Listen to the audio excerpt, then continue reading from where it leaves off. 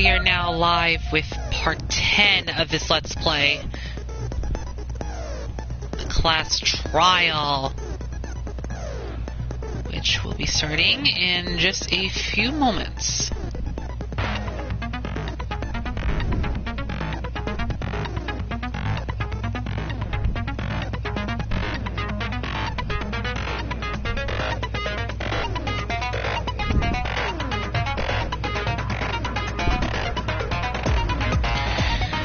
Hello, Ooga Booga.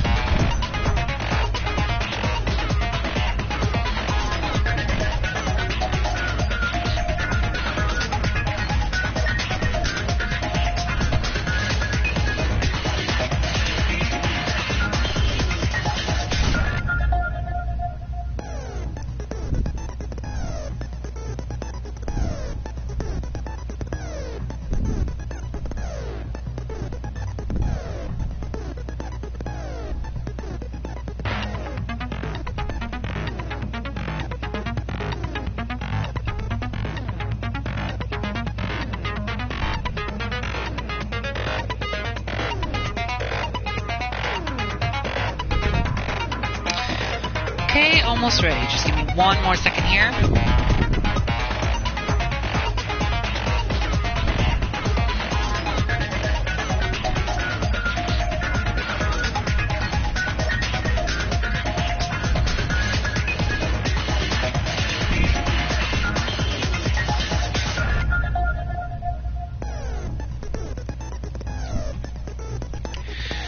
Okay, now that everything is all set and ready to go, let's go ahead and get this video underway. Okay. Good afternoon, everybody. This is Xenonite XC6 here, and welcome back to my Let's Play of Danganronpa 2, Goodbye Despair. This is part number 10 of this Let's Play, and so in the last part, Monokuma introduced a brand new motive known as the Despair's Disease, and 3 of our fellow classmates have got the disease, which were Akane, Nagito, and Ibuki, which meant that Hajime, Fuyuhiko, and the others had to scramble a little bit on this one. Hajime, Fuyuhiko, and Mikan stayed at the hospital while the others stayed at the motel. Then, after quite some time, Hajime saw a video that showed a mysterious person doing something here, which I won't say, because, you know. And we went to the music video and we found out that a body was discovered, which we later found out that it was Ibuki Miyoda, the ultimate musician. But that wasn't the only person we found dead. Hiyoko Sonoji, the ultimate traditional dancer, was found dead after we found Mikan, Chiaki, and Fuyuhiko and went to the music video to find another body. We did the investigation. Nagito and Akane are cured from the Despair's Disease but haven't taken the after effects. Then we had to watch a movie, which, because the trial will be placed on the Imitation Murder, well, it's inspired by the Imitation Murder, and we gathered as much evidence as we could. I'm sorry I didn't explain it so well, but, you know, that's just what happened. Anyway, in this part, we are going to be doing the 3rd class trial. We're going to be wrapping up Chapter 3 today, so we're going to be wrapping up the 3rd chapter of this game, and of course, we'll soon find out what craziness is going to happen. Before we do that, like I said before, I'm not sure if I said this in the previous part, but I'm going to say it anyway. Since Nekomaru is still unavailable, he will not be suspected as the culprit in this trial. So Nekomaru gets a pass on this trial. As for everyone else, they don't get a pass. Because obviously, since Nekomaru is still unresponsive right now, he will not be named a culprit in this trial, nor will he be participating in this class trial. So that means he is safe from being named the culprit. But everyone else, it's fair game. Alright, first of all, we gotta set a new skill that I did unlocked after completing all of Nekomaru's free time events, which is Power of Life and Death, which is a skill we're gonna equip. And before we start the class trial, we are going to review all the evidence one more time in the Truth Bullet section, see what we have. Oh wait, hang on. Let's check on our pet first. Let's see how our pet's doing. Our pet's doing well. You know, let's give our pet another gift real quick. Here, take a gift. Have a present. You okay? Give it a little bit of love. Anyway, now for the serious part. Let's move on to the truth bullet section and let's review all the truth bullets. Here we go. There are two victims this time, Ibuki Miyoda and Hyoko Sanoji. Ibuki Miyoda's cause of death was crushed windpipe as a result of choking. There were no other external injuries. Hyoko Sanoji's cause of death was blood loss due to her throat being slit by a sharp-edged tool. It appears that her death was instant. There were blood stains on the soles of Ibuki's feet.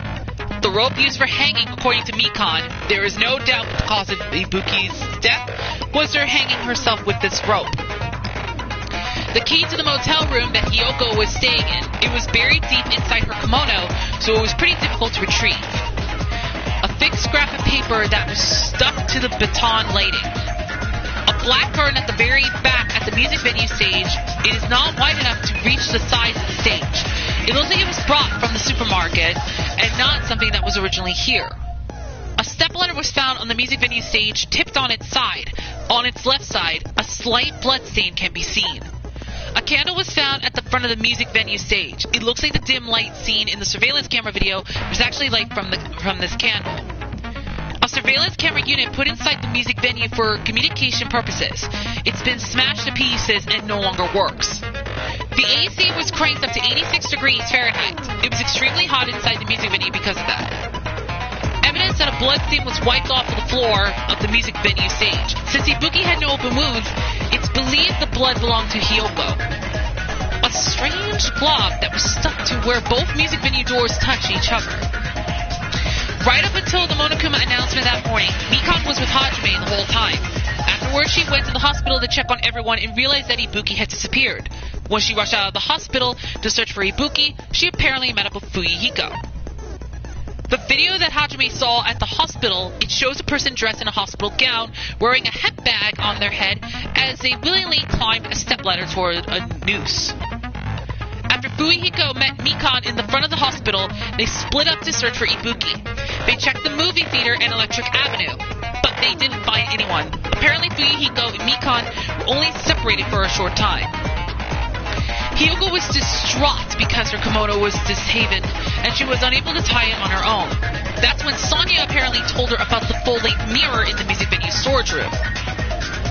The invitation ticket prepared by Monokuma. One ticket was passed out per person, and the date it was passed out is printed on the ticket. A Monomi tote bag that was sold at the movie theater. It's a limited item because only one person can buy it. Apparently you get another bag for free when you purchase it. The movie that Monokuma directed. There were a total of 3 deaths in the movie.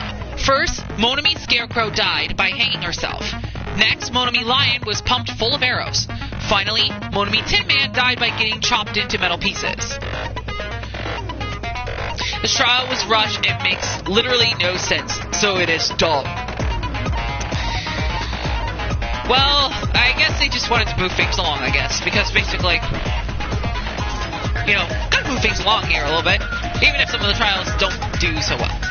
Alright, so, that's all the evidence we have, but who is the one behind this case? Who is the one who killed not only Ibuki Miyoda, who we luckily managed to complete all of our free time events in Chapter 1, and, finish our free time events in Chapter 2, but also killed Hyoko, who, again, is one of my least favorite characters, but still. Not the very least. She's only my second least favorite. My first least favorite is Teruteru. I'm just not a huge fan of him. Alright, so, who is the one behind the double murder causing both Ibuki and Hyoko to perish? Was it Hajime Hinata?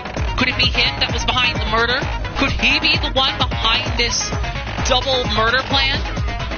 Or could it be Nagito Komida, the ultimate lucky student? Again, back in the first trial, he was accused of murdering Byakuya Tabami, so maybe? Who knows? Maybe the despair disease might have had him try to kill someone, but either way, we'll find out soon. Could it be Gundam Tanaka, the ultimate breeder? Could he be the one behind both of the ladies' death? Or could it be Kazuichi Soda, the ultimate mechanic? I don't know. I mean, he was suspected, based on what Fuyuhiko said, Kazuichi and Sonya are the 2 most suspicious people so far, but things could change. As I mentioned before, Nekomaru is safe from this trial, so we won't need to worry about him. Moving on, will it be Fuyuhiko? He was accused as being the culprit in the last class trial. Well, according to Peko, saying that she was her master's tool. But could Fuyuhiko be the one behind this murder? Could it be Akane Owari, the ultimate gymnast? Could she be the one behind this double murder plot? Could it be Chiaki Nanami, the ultimate gamer? Could she be the one behind it all? Could it be Sonya Nevermind, the ultimate princess? Again, Fuyuhiko suspect that it's her or Kazuichi so far, so Sonya could be probably suspicious. Or will it be Mikan Sumiki, the ultimate nurse? I don't know. I mean, we all know that so far Mikan has been on the safe side for quite some time. But will she be safe yet again, or is she potentially the culprit? We'll find out soon. Anyway, so we only have 1, 2, 3, 4, 5, 6, 7, 8, 9 people that are suspects. And like I said, for the final time I'm going to say this, since Nekomaru is still unavailable right now, he will not be eligible to compete in this class trial, nor will he be named the culprit, so he is safe. Alright, let's get to it. The third class trial begins in 3, 2, 1. Trial start. Now then, let's begin with a simple explanation of the class trial. During the class trial, you will present your arguments for who the killer is and vote for who done it. If you vote correctly, then only the blackened will receive punishment. But if you pick the wrong person, I'll punish everyone besides the blackened, and that person will earn the right to leave this island. Oh well, who cares about this boring explanation? Let's get on with it already! I don't mind starting the trial, but I don't really have a grasp of how the case played out. You know, because I was asleep the whole time. Even if you do grasp it, you're just gonna confuse the heck out of us, aren't you? But Nagito's not alone. I don't really get it either. You're fine. Your head's empty anyway. Empty head? Huh. What's wrong with that? Listen up. The emptier your head, the more dreams you can stuff inside it, you know? Hajime's like, what? Anyway, we shouldn't proceed with the trial if those two can't participate in the arguments. Since he's the first witness, why don't we ask Hajime to explain the incident and the sequence of events? Then, let's start with when we split into the hospital team and motel team because of the despair disease. The hospital team consisted of Nagito, Ibuki, and Akane, who were infected, and Mikan, Fuyuhiko, and me. The other 5 on the motel team were myself, Gundam, Kazuichi, Chiaki, and Hyoko. Spending the night at the hospital was prohibited, so Hajime and I had to sleep at our cottages. I woke up at my cottage on the day the incident happened. Mikan came by to wake me up and told me that Nagito had recovered from his symptoms. We immediately headed over to the hospital, and after we confirmed his recovery, I made Mikan rest in the on-call room, since she hadn't slept all night, while I waited in the hospital lobby. And then, I saw the incoming signal light on the surveillance camera blinking before our scheduled time. When I pressed the button to turn on the monitor, what appeared on screen was a video of someone wearing a hospital gown and a hip bag on their head, climbing a stepladder. Amazing! That's such a heart-pounding story! And then what did you do, Hajime? I tried to stop them, of course. I rushed out of the hospital and ran to where the video was being recorded, the music venue. But it was too late. By the time I arrived, the person wearing the hip bag on their head was already hanging from the ceiling. I thought I should tell the others right away, so I headed to the motel. Why the motel? Because it was close to the music venue, and unlike the hospital, there were more able-bodied people there. At least, that's what I thought. But the only person who came with me was Chiaki. But I remember feeling a little relieved because not long after, we met up with Mikan and Fuyuhiko. We were also looking for Ibuki since she disappeared from our sight. After I rested for a bit, I started counting everyone at the hospital. And then I noticed Ibuki was gone. So I sprinted out of the hospital. Coincidentally, I ran into Fuyuhiko. So I fled with him in various ways to see if he could help me out. Various ways? Don't say it like that and confuse people. Yeah, Kazuichi. After I heard from those two that Ibuki disappeared, I had the feeling she was the person wearing the hemp bag. So I immediately led them to the music venue. But the door wouldn't open. Since we had no other option, the four of us broke down the door. And when that happened, we didn't just find Ibuki's body. We also found Hiyoko's. And not just that. Her body was taped to a pillar. That's when we heard the body discovery announcement. Not once, but twice in a row. And so we decided to lower the hanged body, didn't we? When we removed the hemp bag, just as we feared, it was Ibuki. So that's how the case played out. Thank you. I understood it very easily. Well, it is important for both Nagito and Akane to be all caught up in this case, because basically, with them having to stay at the hospital... Well, it's clear what the problem with this case is. When Hajime left the music venue, who... Wait, how do I know anything Hajime just said is true? Oh, great, here we go. Huh? Sorry, I'm only being impartial right now. And the story I just heard is clearly suspicious. Oh, great, he's accusing Hajime of being the culprit. Hajime, if you're the only one who saw the hanging video, and the first one to discover Ibuki's body, then you could be lying as much as you want right now, right? Lie? Why would I lie? Obviously. So you could make us ignore what might be an inconvenient truth for you. Do you doubt me? If you're not lying, I would like you to prove it. Come on, try to prove it to me. Prove you're not the killer. It's just as Kazuichi said, Nagito's the kind of guy who will just confuse us and make matters worse. Damn, I shouldn't have explained it to Nagito. I'm in trouble now thanks to that. Alright, here we go with the first argument. The evidence we have are motel room key, scrap of thick paper, surveillance camera unit, surveillance monitor video, and movie's invitation ticket. Let's hear what everybody has to say first before we select the truth bullet. Hajime's testimony is clearly suspicious. If Hajime's testimony is a lie, then the fact that Ibuki hung herself... That would also be a lie. I don't think I can deny that possibility. After all, Hajime's the only witness. Why would Hajime lie? Well, obviously because he's the killer. Did Hajime kill both of them? The fact that the bodies were imitating the movie means it probably is Hajime's fault. I'm not the killer. There should be a contradiction somewhere. I need to find that and break through. Hajime's testimony is clearly suspicious. If Hajime's testimony is a lie, then the fact that Ibuki... That would also... I don't think I can... After all... Why would Hajime... Well, obviously, because he's the... Did Hajime kill both of them? The fact that the bodies were imitating the movie.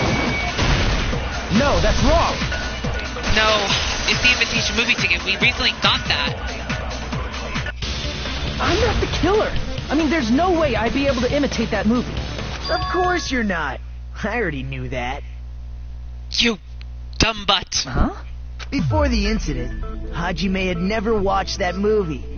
His invitation ticket is proof of that. That's why he wanted Hajime to keep it with him just in case. Each person only received one ticket, and they're marked with a stamp that shows the date and time. Isn't that right, Monokuma? Yes, no mistakes there. Which means there's no way Hajime, who never saw the movie, could commit murders that imitated it. Or did anyone tell him what happens in the movie? Of course no one did, right? Hold on a sec!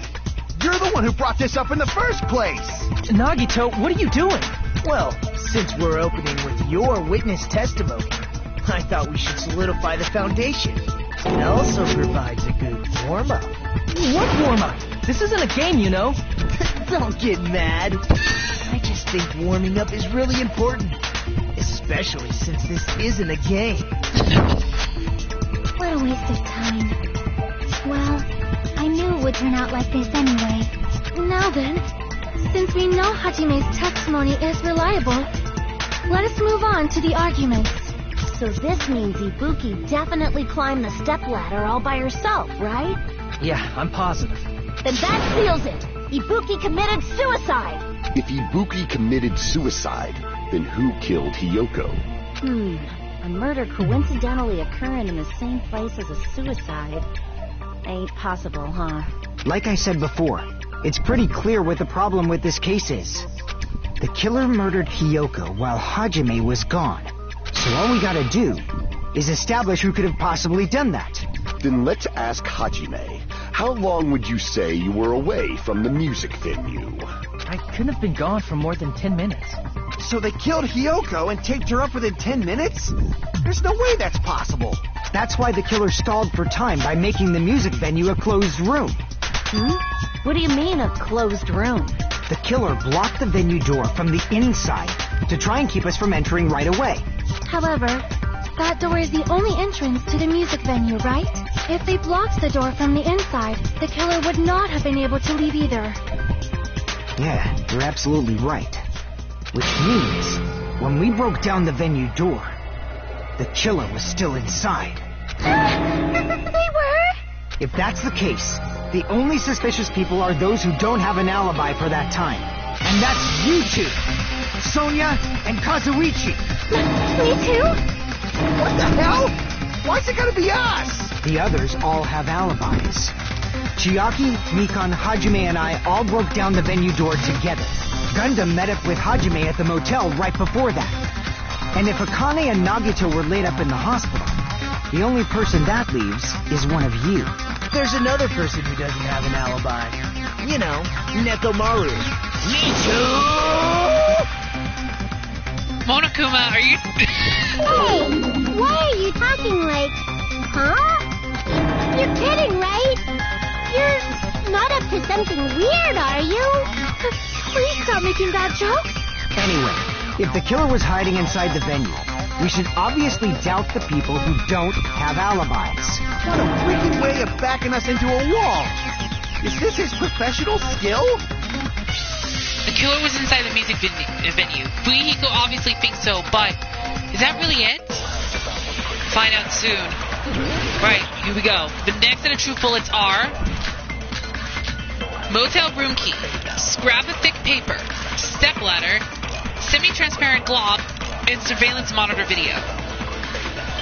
Okay, this is going to be a little difficult, but let's hear what everybody has to say first.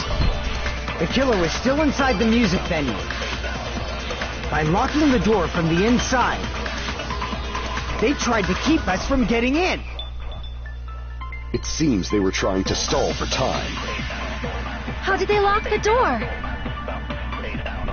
That door should not have had a lock.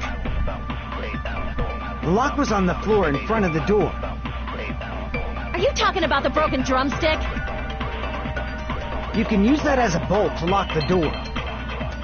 By doing that, the killer who was hiding inside waited till we gathered together and suddenly appeared. So they look like they had just brushed over. I have seen this in serial crime dramas. That person's remark contradicts the truth. I should be able to prove that with my evidence. The killer was still inside the music venue. By locking the door from the inside. No, that's wrong. It's the glob that locked the door, not the drumstick. Wait a sec. There's also a possibility that the door was locked from the outside. From the outside? How? There was a semi-transparent glob stuck to the venue door. Maybe that's what they used. Semi-transparent glob? Like rubber, maybe?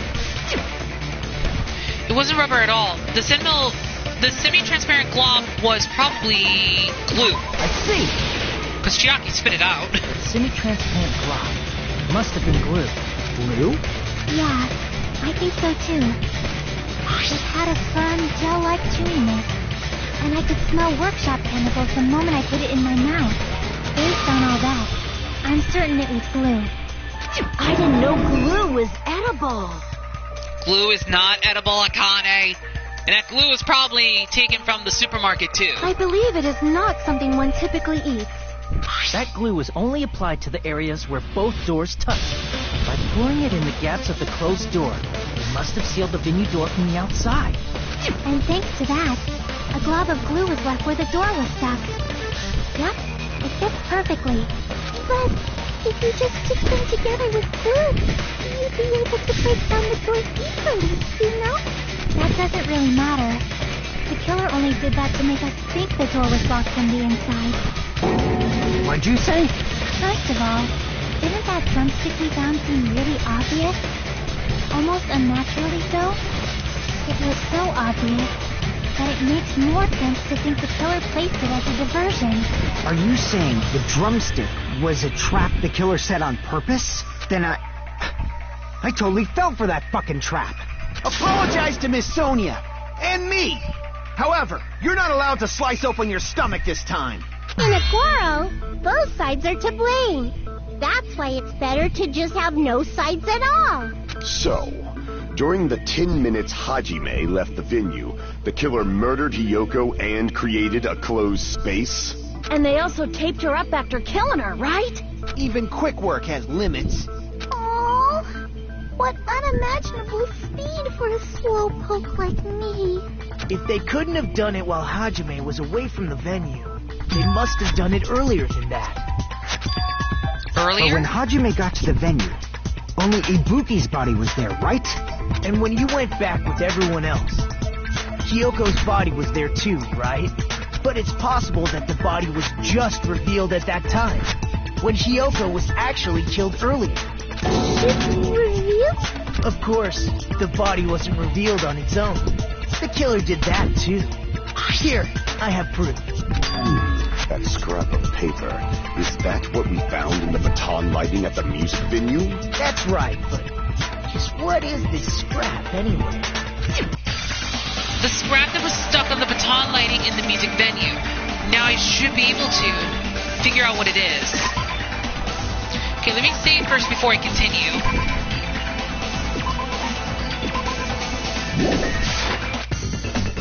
Okay, here we go.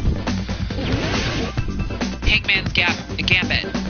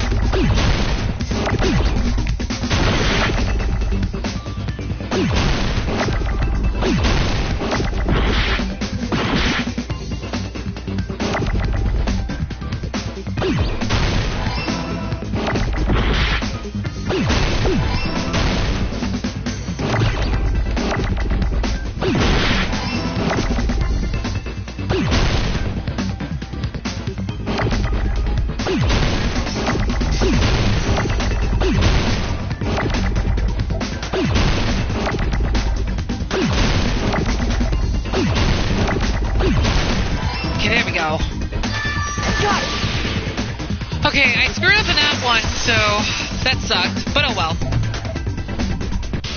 Scrap. Isn't it part of the wallpaper in the storage room? In the music venue storage room, there should have been black wallpaper that's the same color as that scrap. There was also a tear along the edge of the wallpaper, wasn't there? Right. You overlay the scrap that was caught on the lighting with the tear in the wallpaper. See? It fits perfectly. I see. So the scrap that was caught on the baton lighting was originally part of the wallpaper. And what's wrong with that? Does it have something to do with Hiyoko's body disappearance? A mere nobody like me isn't important enough to answer that. But if you guys were exceptional enough to identify that scrap of paper, you can figure this out easily. The scrap of paper stuck to the baton lighting was part of the wallpaper I found in the storage room. Is it connected to the sudden appearance of Hyoko's body? If I trace it back from there, the answer should become clear. All right, let's give this a try. Logic dive. Excuse me. Okay.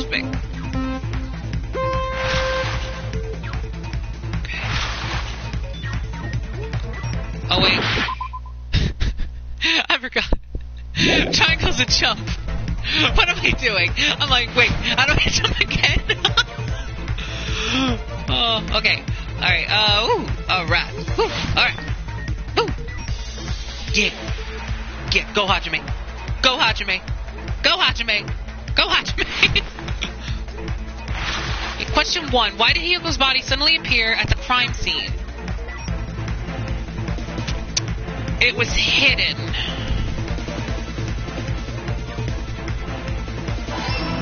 Okay, got it right. Oh boy.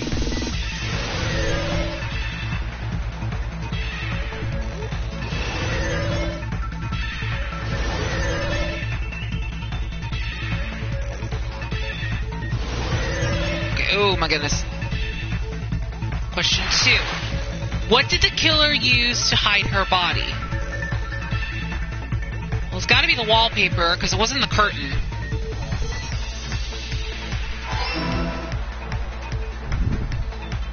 Okay, oh jeez. Alright.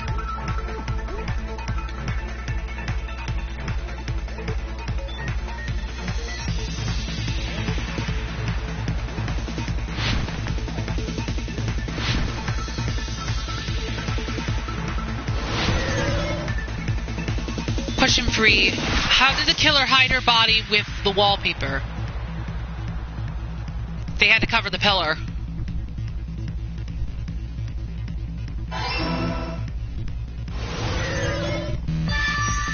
Alright, so that's how they did it. They covered the pillar with the wallpaper. It's all coming together. Just so they can hide Hyoko's body. Got it. Hyoko's body was hidden before we found it. But it would have taken quite a long time to tape up a hidden body. No, the body was already taped up and the killer hid it, along with the pillar using the wallpaper. What? They hid the pillar? Yeah, by wrapping the wallpaper around the pillar, the killer was able to create a slightly larger pillar. So when I first discovered Ibuki's body, Hyoko's body was already there. However, because it was concealed within a slightly larger pillar, I didn't realize that at the time. Well, that's understandable. I mean, it makes sense that you'd notice Ibuki's body right away. So they used the baton lighting on the ceiling to hang the wallpaper? The baton lighting forms a perfect circle around the pillar. So using it to hang the wallpaper totally fits. Then, the reason the wallpaper was covered in so many stickers is to make it look like that killer. That's how they hid Hyoko's body, and then peeled off the wallpaper as soon as I left the music video. But the killer made a mistake. They accidentally ripped off a piece of the wallpaper. And because of that, a scrap was left on the baton lighting. The killer must have been in a hurry. Their plan took too long. Hajime could have walked in on it. But going to the trouble of hiding the body and the pillar is very bold. The crime itself would be much easier to pull off since they don't have much to do while Hajime's gone. They just have to peel off that wallpaper and stash it in the storage room. It's not that big of a deal. Then, when was Hyoko actually killed? Good point. And on that note, it's about time we shed some light on those imitation murders. You mentioned imitation murder more than once. But what is that? Are you kidding me? You haven't seen my masterpiece? The Wizard of Monami 2.5D? Hey, don't put my likeness in your movies without my permission. You're pretty noisy for someone who eats mothballs. I don't eat mothballs. I just enjoy looking at them. I knew it. Oh my There are goodness. so many similarities. It must have been intentional. Ibuki's death by hanging matches the Scarecrow's death from the movie. Not just that, but Hyoko getting taped up after her death matches the lion's death. It's as if both crimes were replicas of scenes from the movie, although the mutilated Tin Man was omitted. But why did the killer go to all this trouble in the first place? Based on what we know, the reason the killer chose these imitations isn't that difficult to figure out. The reason the killer imitated the two victims in that movie, I should be able to explain that now. To mix up the killing order? Let's see! Okay, I got it right. The reason the killer imitated two of the murders from the movie was so he'd mix up the killing order. Then Hiyoko was actually killed before Ibuki? A valid line of reasoning. Yeah, it's valid. The condition of Ibuki's body suggests that as well. What do you mean? If you're going to cry and beg like that, then I guess I'll hear about the condition of Ibuki's body. I'm not even crying. I'm not even crying, Gundam. What are you talking about, man? I'll let you sob as much as you want later. Just hurry up and tell me before I change my mind. If you're gonna make people cry, Gundam, that's rude. What a jerk! Oh, I see. You want me to explain it to you, right? Because you don't understand what I'm saying, right? An even bigger jerk? Impossible! Woo! Look, Ibuki died because she hanged herself, right? That means when she was still alive, her feet were touching the floor. What's wrong with that? But it seems Ibuki was still standing when Hiyoko was killed. That would mean Hiyoko was killed before Ibuki. How light. Your words are so light as the sylph's feather. Your opponent is out of your league. It is too absurd to try to perplex me so inadequately. Man, he's being annoying again. First and foremost, you claim Ibuki's feet were touching the floor when Hiyoko was killed. How can a low-class creature with no psychic abilities like you know something like that? Because she was doing something that's only possible if her feet were on the floor. It seems you suffer from a pathetic delusion. You're one to talk. Anyway, if this continues, we're just gonna talk in circles. I think it's best if we clarify Ibuki's status when Hiyoko was killed. Okay. The evidence we have this time are blood on the soles, motel room key, scrap of thick paper, step ladder, and candlelight. Let's see what everyone has to say. When Hiyoko died, Ibuki's feet were on the floor. I am telling you to present your evidence. Did you see her walking? If her feet were on the floor, was there any sign she stepped on something? Were there even any footprints at the crime scene? Maybe her feet were on the floor. But she was like sitting or something. So instead, there'd be a mark on her ass. Oh my gosh! Weak, I say! It doesn't even pierce my heart! Chiaki said Ibuki was still standing when Hiyoko was killed, but is that really true? When Hiyoko died, Ibuki's feet were on the floor. I am telling you to present your evidence. Did you see her walk? If her feet were up, was there any sign she stepped on something? I agree I'm with gonna that. agree with Sonya.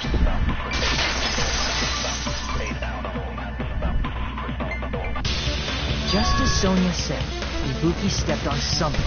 That something was blood. There were faint bloodstains on the soles of her slippers. That is not Ibuki's blood, right? She suffered no external injuries. Then it's Hiyoko's blood!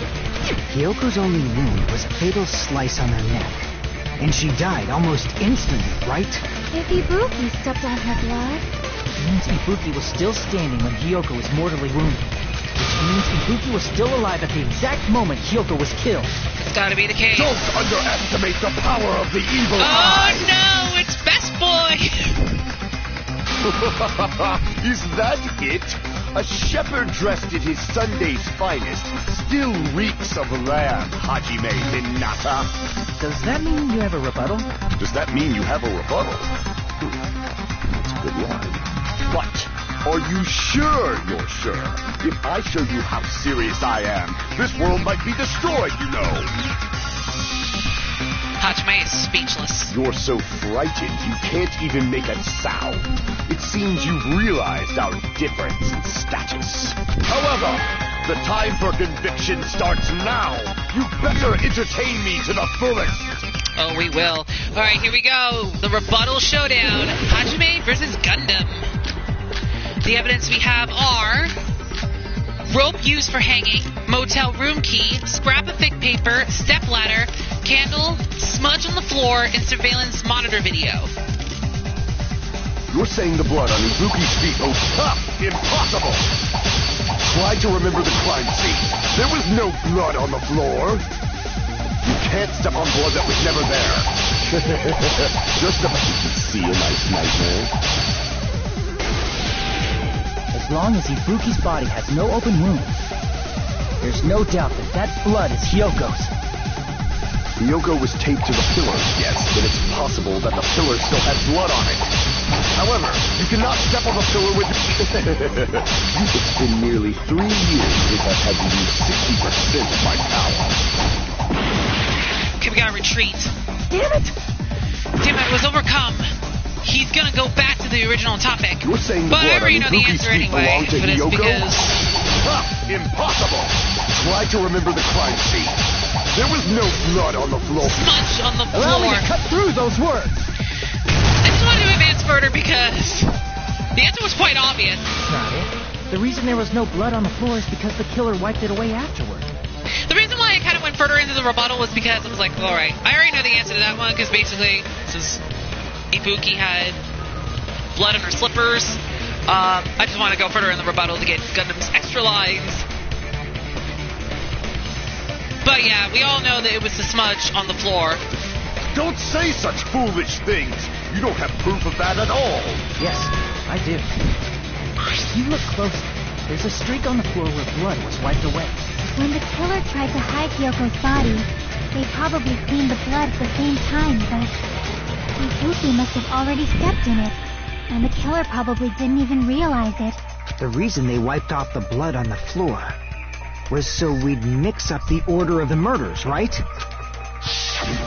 Even if they're able to hide Hyoko's body, it'd be bad if her blood was left out in the open. Plus, Ibuki's body was left out in the open, and it wasn't bleeding from any open wounds at all. Hyoko's body was probably wrapped in duct tape to stop her bleeding. Actually, the bleeding will stop once the heart stops beating, so I don't think they had to go that far. Aside from Mikon, none of us were aware of that fact, so the killer probably did not know it either. Maybe the theater was running inside the music venue so it would screw with Mikon's autopsy? That's right! I didn't know the time of death because of the heater! The time of death wasn't mentioned in the Monokuma file just to keep concrete evidence from us. Yep. Since we have all this evidence, there's no one else who wants to object, right? Then it's decided. Hyoko was killed before Ibuki. It appears that it is wiser to retreat for now. Fine then, but regardless of good or evil, there's no deceit in upholding one's convictions. Can't you just shut up and back off? Now then, let us resume our debate. Wait a sec. There's something I want to run by Monokuma first. Huh? Again? Didn't something like this happen last time, too? Hey, if the victim actually committed suicide, what are we supposed to do? Suicide? The same as always. You have to vote for who the killer is. Think about it. A suicide means you've killed the most important existence of all, yourself. Unfortunately, that means there's no Blacken to punish, but I guess in a pinch, I can always punish Monami. Why me? Nagito, what do you mean? If the victim actually committed suicide? Well, I mean, I understand Hyoko's death, but I'm wondering if Ibuki was really murdered. For example, it's possible Ibuki killed Hyoko, and then committed suicide due to a guilty conscience, right? That's totally impossible. Then she never would have killed her to begin with. She was afflicted by the despair disease, remember? That means anything can happen. But if Ibuki's the killer, she wouldn't have been able to falsify the sequence of the murders, right? After Hajime saw the hanged body, the sudden appearance of Hiyoko's body soon after means the killer had to be alive at that time. Then she was alive. When Hajime first discovered Ibuki, she was just pretending to be dead. If she waited until Hajime left, that's when she could have made her move and mess with the crime scene. She hanged herself. Remember? There's no fucking way she could have faked that. And if she was going to fake her death, I think she wouldn't have chosen hanging. Her body would have been defenseless in that state. If anyone touched her, that alone would have ruined her plan. I see. So that means there's no doubt that someone killed those two. I'm glad. Now I'm free to search for the killer. What the heck? There's still one more issue on my mind. If Ibuki didn't commit suicide, just what was that video Hajime saw? Huh? According to that video you saw, Ibuki was by herself when she climbed the stepladder, right? Then does that mean someone forced her to do it? Forced? Perhaps they used hypnotism or something? I don't know anything about that. Don't say it all proud. Putting that aside, it seems obvious that the killer did something. So, maybe we should figure out who was able to do whatever that was. So, an alibi. Then our plan is to destroy the weakest alibi. Since Hajime has seen the video, it is clear what time the crime took place. But just to be sure, that surveillance camera doesn't have a record function, right? It's a cheap-ass surveillance camera, you know? There's no way it'd have some kind of sweet recording feature. That is true. Then the video Hajime saw was actually live? What time did Hajime see that video? I saw it at the hospital, right before Monokuma's morning announcement. And I saw the body of the music video a little after Monokuma's announcement. So Ibuki hanged herself right before Monokuma's announcement. And since we established that Hiyoko was killed before Ibuki, that means the time that the murders occurred was before and during the announcement. Then we just have to find the person who doesn't have an alibi during that time? Now then, I shall issue my decree. Let Operation Destroy the Weakest Alibi commence. Alright, here we go. As Sonia was saying, we have to destroy the weakest alibi. Let's see. Following evidence we have are Mikan's account, surveillance monitor video, Fuyuhiko's account, Sonia's account, and the movie's invitation ticket. Let's see what everybody has to say first. We can exclude the sick people like me and Akane, right? And what about the others?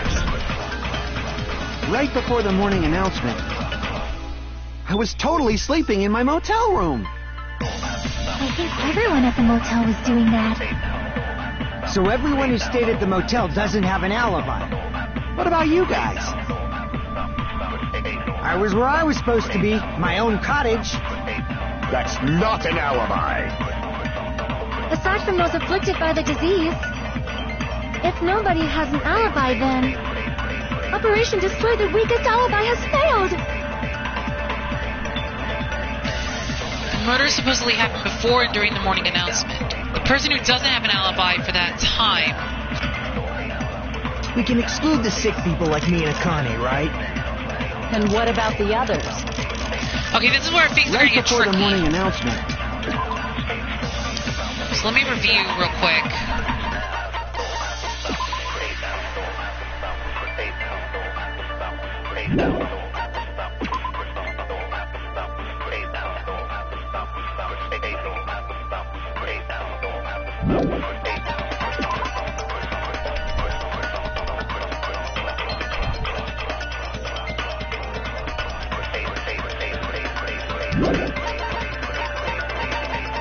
Okay, so we know it's not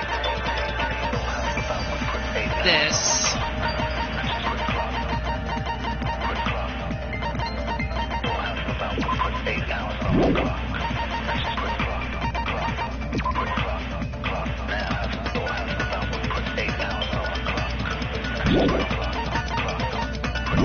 I was totally sleeping in my motel room. I think everyone at the motel was doing that. So everyone who stayed at the motel doesn't have an alibi.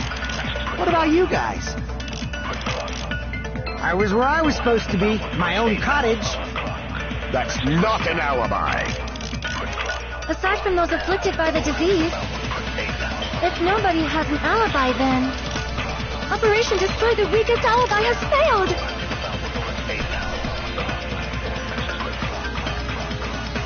Murder supposedly happened before and during the morning announcement. The person who doesn't have an alibi for that time. We can exclude the sick people like me and Akane, right? And what about the other? Right before them, I was totally sleeping. I think everyone at the motel. So everyone who's... Let's What about see. you guys? I was where I was supposed to... That's not... Aside from those afflicted by the disease, if nobody has an alibi, Sonia? No, okay. We can exclude the sick people like me and Akane, right?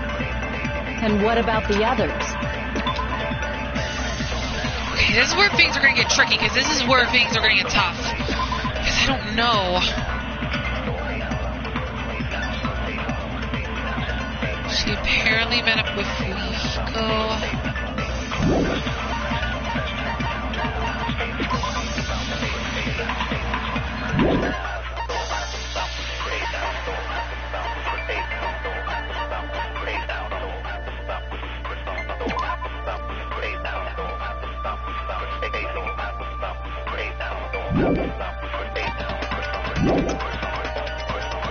Right before the morning announcement, I was totally sleeping in my motel room. I think everyone at the motel was doing that. So everyone who stayed at the motel...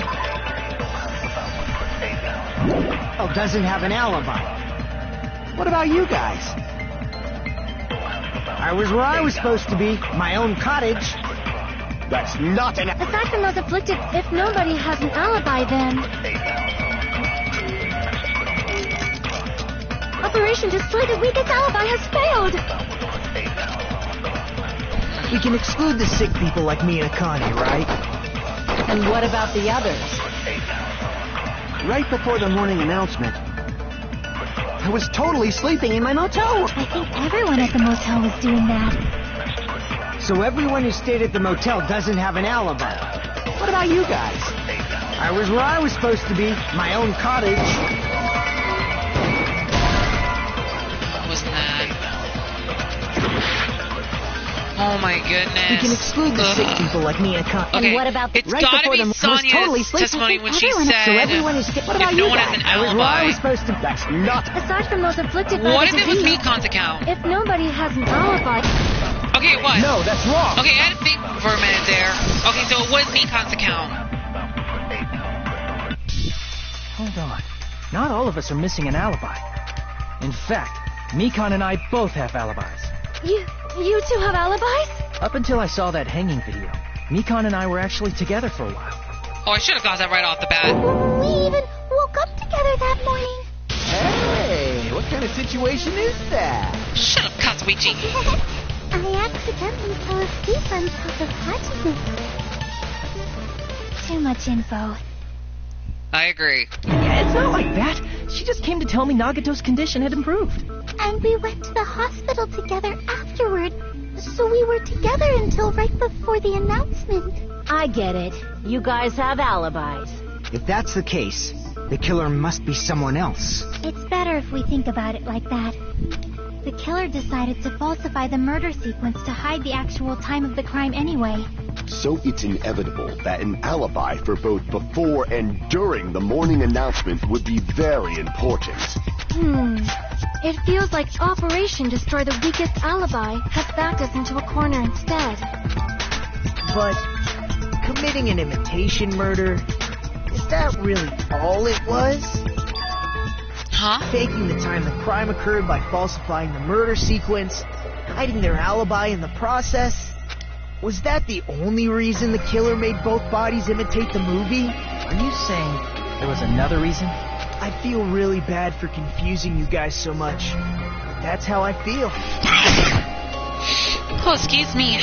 I think the killer had a completely different reason for falsifying the murder sequence.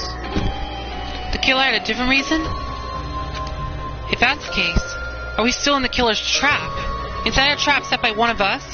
If so, then whose and what kind of trap is it? Okay, so we wrap up the first half of this trial. We're actually doing pretty decent so far. Hiya! Why, hello there, mon ami. The moss ball surely it looked tasty today. Stop it! Stop it! Don't characterize me as someone who lives on moss balls! And here's some chance time. What's that? Now then, mon ami's appeal time starts now. Huh? Appeal time? Your kind-hearted big brother is gonna give you the chance to reclaim your honor. Good luck. Show those jerks who treat you like a rat-headed stepchild who's boss.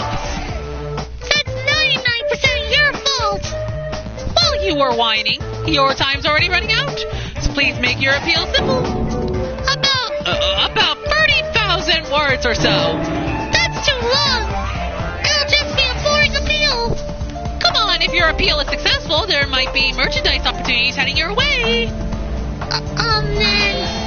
I'm Usami, magical miracle girl Star Usami. I'm an AB girl who's sweet like milk. Jeez, and I thought a certain robot little sister was supposed to be the best. What a disappointment! Who are you talking about? I have no clue whatsoever. I'm sorry if I'm doing a terrible job with these voices here, but I tried. Okay, trial reopen. We're now in the second half. I'm Monami. Once again, I've been put in such an unreasonable situation. Seriously, he's like the king of unreasonableness. Why did it turn out like this? We were supposed to have a fun, friendly school trip, but it turned out all bloody instead. No! This definitely cannot be allowed. That's why I want you to remember this. Everyone, do your very best. Don't lose to yourself. And don't forget to save frequently.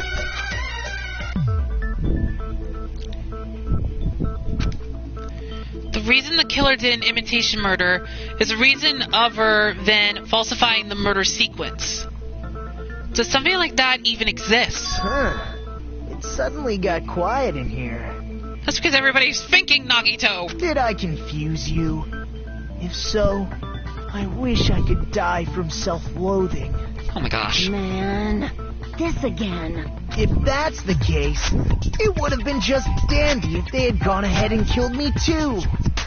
If that happened, the invitation would have been perfect. So why didn't they do that? Well, it's against the rules to kill 3 people in the first place. That rule is too harsh. I couldn't get killed because of that. Nagito, please stop. Seriously, just shut up already! Shut up forever!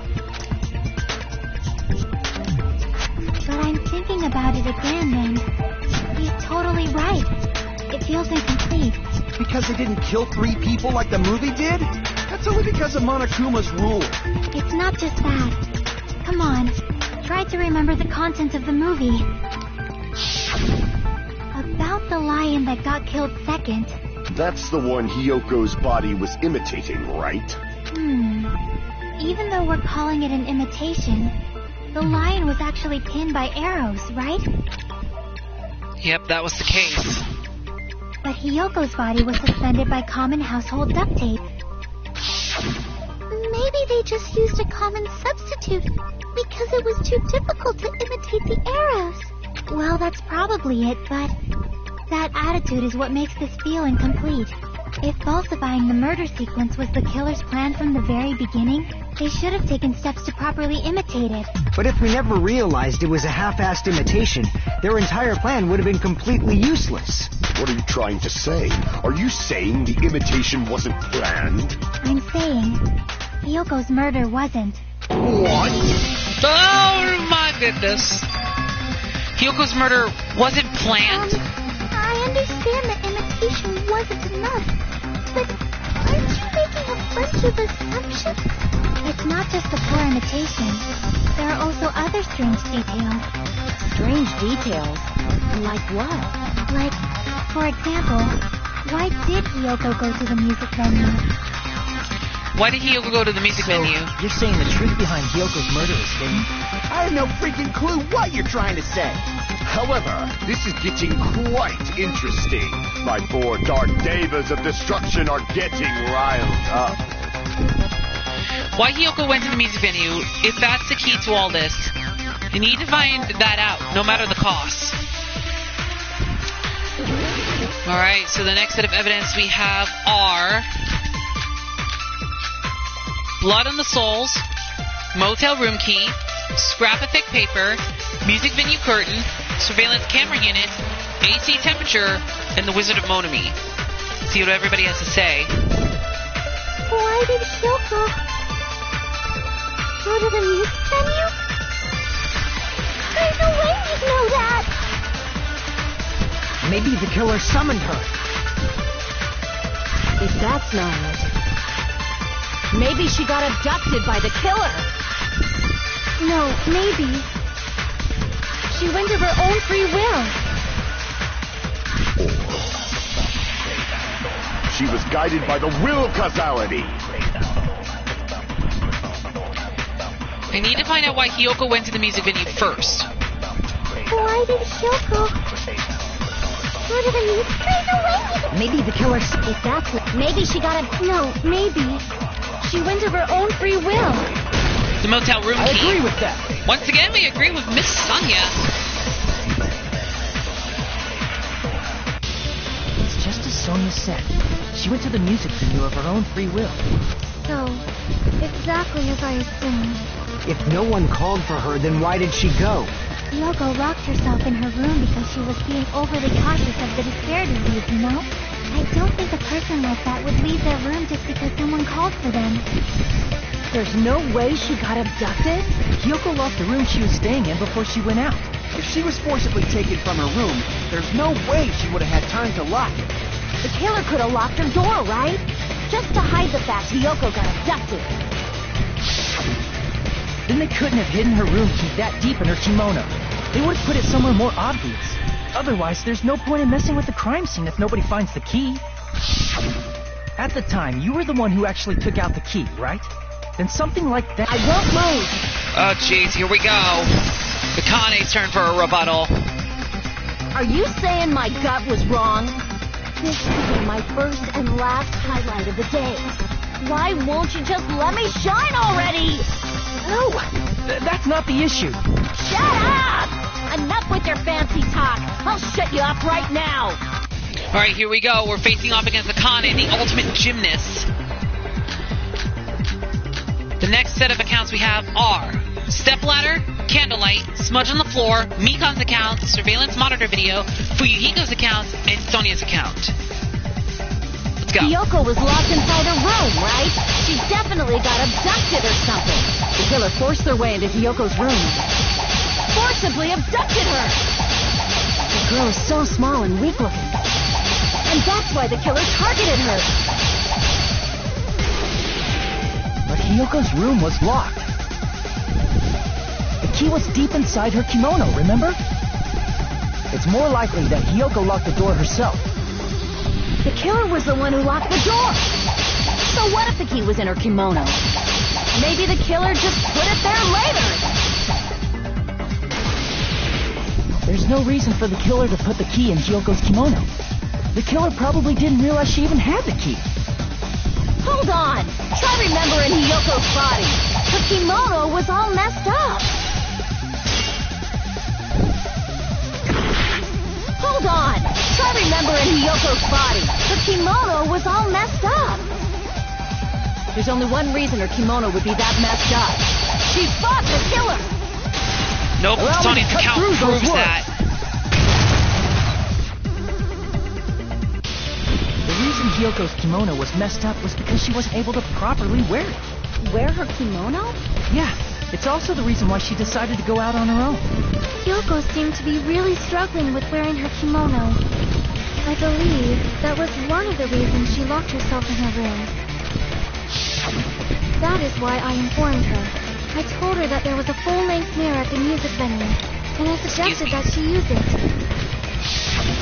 Then the reason her kimono was messed up wasn't because she fought the killer. Yeah, she went to the venue on her own just to fix her messed up kimono. I get it. I lost. Boil me, burn me, take off my clothes. Do whatever you want to me. No. Hajime, now's your chance. Make her admit defeat. Or better yet, make her do a little something. Kazuichi, I said this before, and I will say this again. Shut up. Hell no. Then, the killer probably couldn't have assumed that Hiyoko would go to the music venue. Though that may not apply to Sonia, since she provided Hiyoko with that information. Though I knew she would go there, there is no way I could have predicted when she would arrive. Don't go doubting Miss Sonia, you cretin. I'll put you and your hamster 6 feet under. Kazuichi, it seems you have quite the fashion sense. Do you want me to incinerate your clothes? Perhaps I could do that while you're wearing them. Oh my goodness. Gundam, please stop! For his sake. Huh? What do you mean, for my sake? Of course. I've already overlooked no less than 10 opportunities to kill you. Even if the killer couldn't predict it, why did Hiyoko get killed in the music venue? The only thing I can think of is, it was an unfortunate coincidence. Coincidence? When she went to the venue by herself, she was probably just unlucky and walked in on the crime scene. She was killed so there wouldn't be any loose ends? It probably happened when the killer was preparing to kill Ibuki. The killer most likely had already placed the hemp bag over her head, and without hesitation, killed Hiyoko. Because the killer used that coincidence for their crime, it made this case even trickier. That's the reason they imitated the movie to falsify the murder sequence. Which means that low-down scoundrel didn't plan on committing imitation murders at first. Then what was the killer actually planning to do? They've been cunning this far. There's no way they'd kill Ibuki without a plan. Maybe they probably wanted to use the despair disease for their advantage. Do you have any ideas? Damn, we don't know the most important part. The killer's plan from the beginning. I'm pretty sure we're very, very close. Hey, Nagito, any ideas? Hey, how long are you gonna stay quiet? Oh, am I allowed to speak? Well, Kazuichi, you did told him to shut up, so Nagito kept his mouth shut. I'm so happy I'm getting goosebumps. Everyone actually needs help from scum like me. So what do you think? I was thinking about it while I had my mouth shut. But now I'm finally able to come to a conclusion. Ibuki definitely didn't commit suicide. Huh? What are you talking about? I thought there might be a possibility that she faked her death and tampered with the crime scene. But now I remember. There was blood on Ibuki's slippers.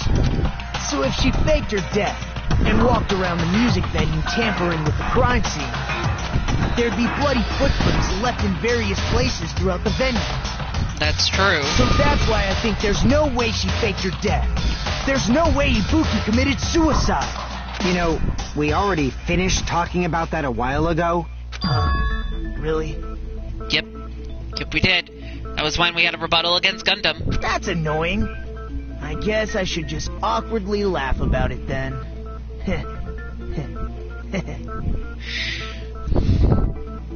Were you even listening to what went down a while ago, Nagito? Are you freaking kidding me? There's no limit to how useless you can be. No, wait a minute. If Ibuki had blood on her feet, there'd be footprints all over the place if she kept walking around. Strange. It's very strange. This is strange? What's strange? Hang on, let me save first before I continue. Lose any progress? I see it's not something we finished talking about. Those footprints, there's still an important clue left that we completely overlooked. Just as Nagito said, if she had blood on her feet, she would have left footprints. Then why weren't there any footprints on the step ladder? I can prove it with this. If Ibuki used the step ladder to hang herself, it's strange that there weren't any footprints on it. Huh? There weren't? Yeah, that step ladder was completely clean. No footprints or bloodstains at all.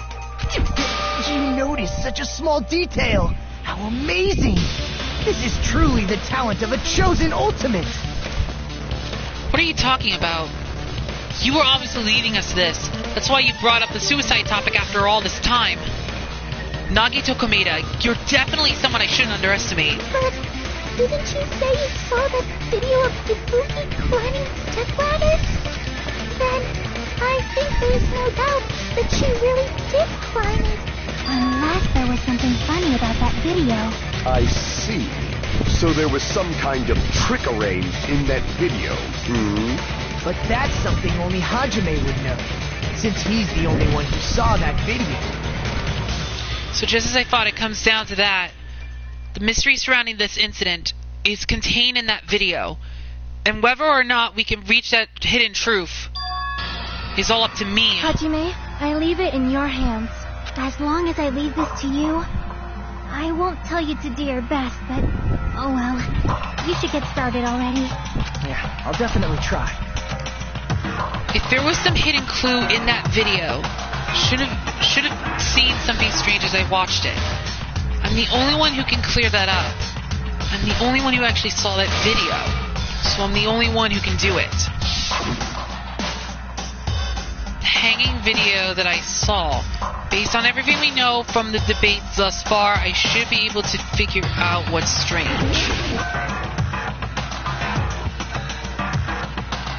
Was it...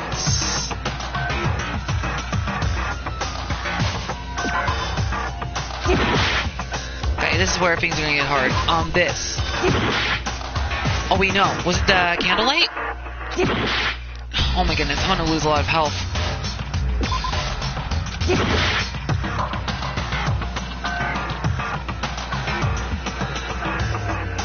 Here! Oh, okay. Thank goodness. That's right, I remember now.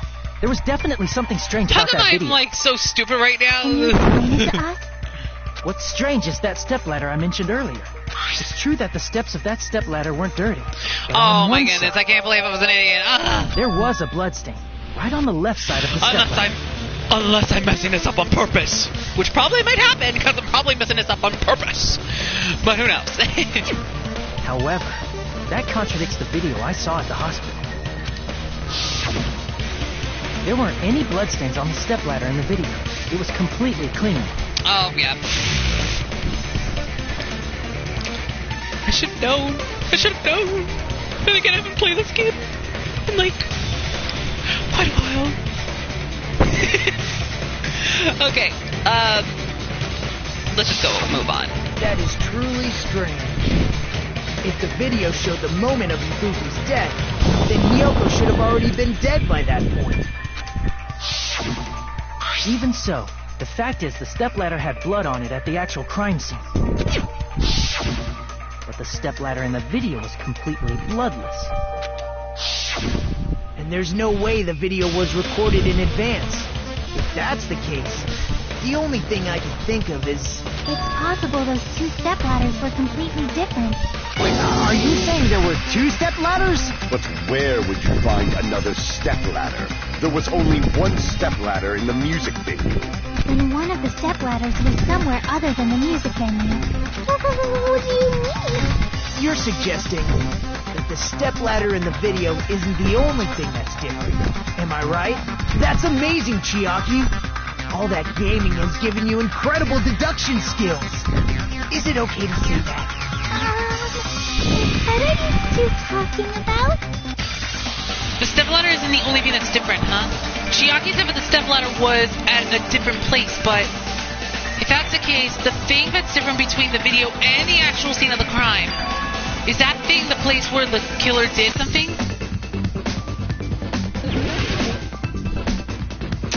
Okay.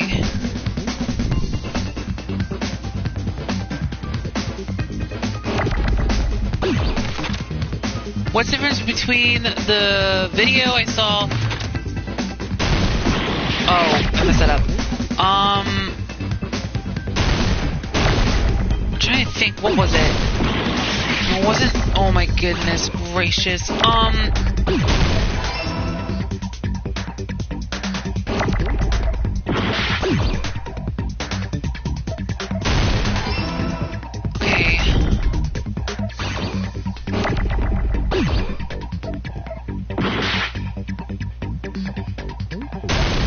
Oh, wait. Okay,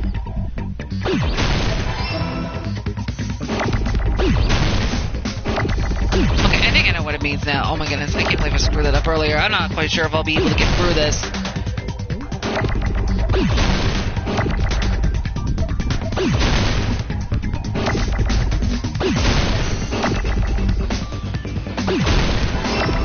This filming location, that was the answer.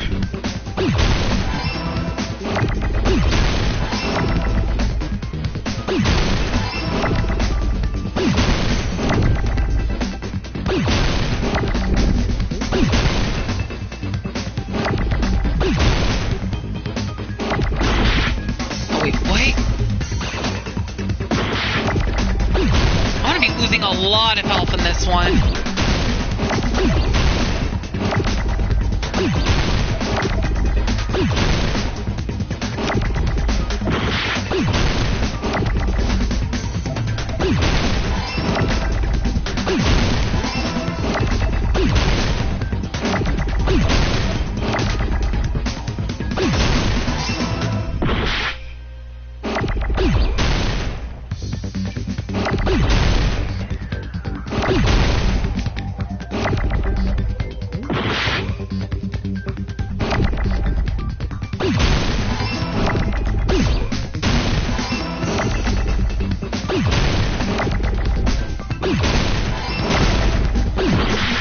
Oh my goodness.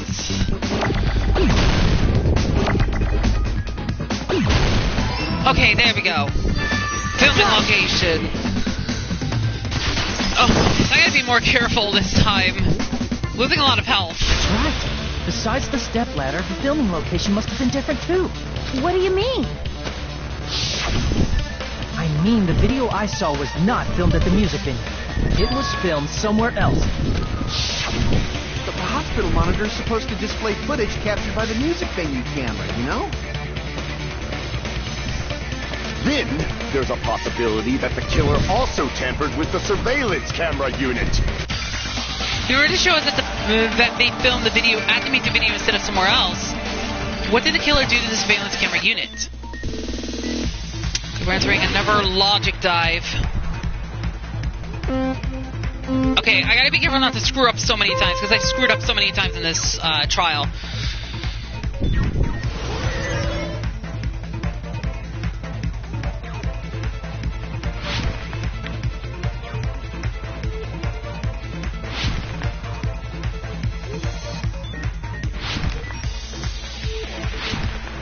Okay, question 1.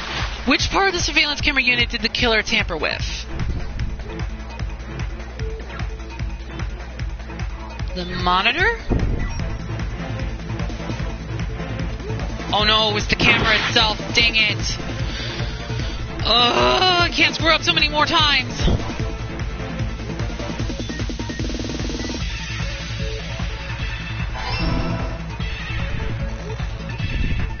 Oh no! Oh, what? Oh no! Oh my gosh, no! I'm so mad! I'm so mad! Oh my goodness, okay. I'm gonna have to speed through this a little bit here. Here we go. Alright, oh. Okay, slow down a little. Okay, now speed up. Okay, slow down a little. Now speed up. Okay, question 2. Did the killer tamper with the camera at the music venue or the hospital? The music venue?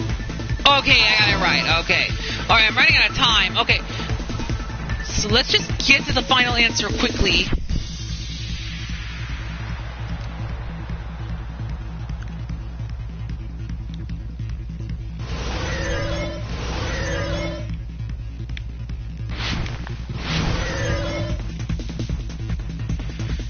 Question 3. What did the killer do with the camera from the music venue surveillance camera? They took it with them.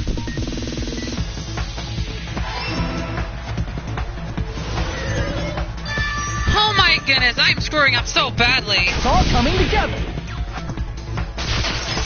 Oh my gosh. That's it. The killer just brought the camera from the music venue. With it, they made me think it was a live feed from the venue, when it was actually from somewhere else. Then only the monitor was left in the music venue? Yes, at least when I first discovered Ibuki's body. But when Hyoko's body appeared, the killer probably put the camera back too. That means you should have realized that from the start and made this easier on all of us. He did discover the body. I doubt his attention was focused on the camera. That's true, but in order to hide that the camera was missing, the killer did one more thing to the remaining monitor. The thing the killer did to the remaining monitor was destroy it. I see! The killer smashed the monitor to pieces, destroying it. As long as it was in pieces, you wouldn't be able to tell if the camera was actually there or not. My attention was so focused on the body that even I couldn't have noticed something like that. And the moment Hajime left the music venue, the killer put back the camera they took. And they destroyed it and left that in pieces as well. It's easy to say it was filmed somewhere else, but the surveillance camera's connection wasn't that strong. Despite Kazuichi's desperate repair efforts, it seems it could not transmit from the hospital to the motel. The fact that it was able to connect between the hospital and the music venue is amazing enough. Which means even if it was filmed in another place, as long as it was transmitting to the hospital, the range would be pretty limited. If that's the case, where was the video filmed to make it look like it was filmed at the music venue? The only possibility is that place inside that building. Scan another Hangman's Gambit. Okay, here we go. Now this one's actually another obvious answer. Now I'm gonna be a little bit more careful this time.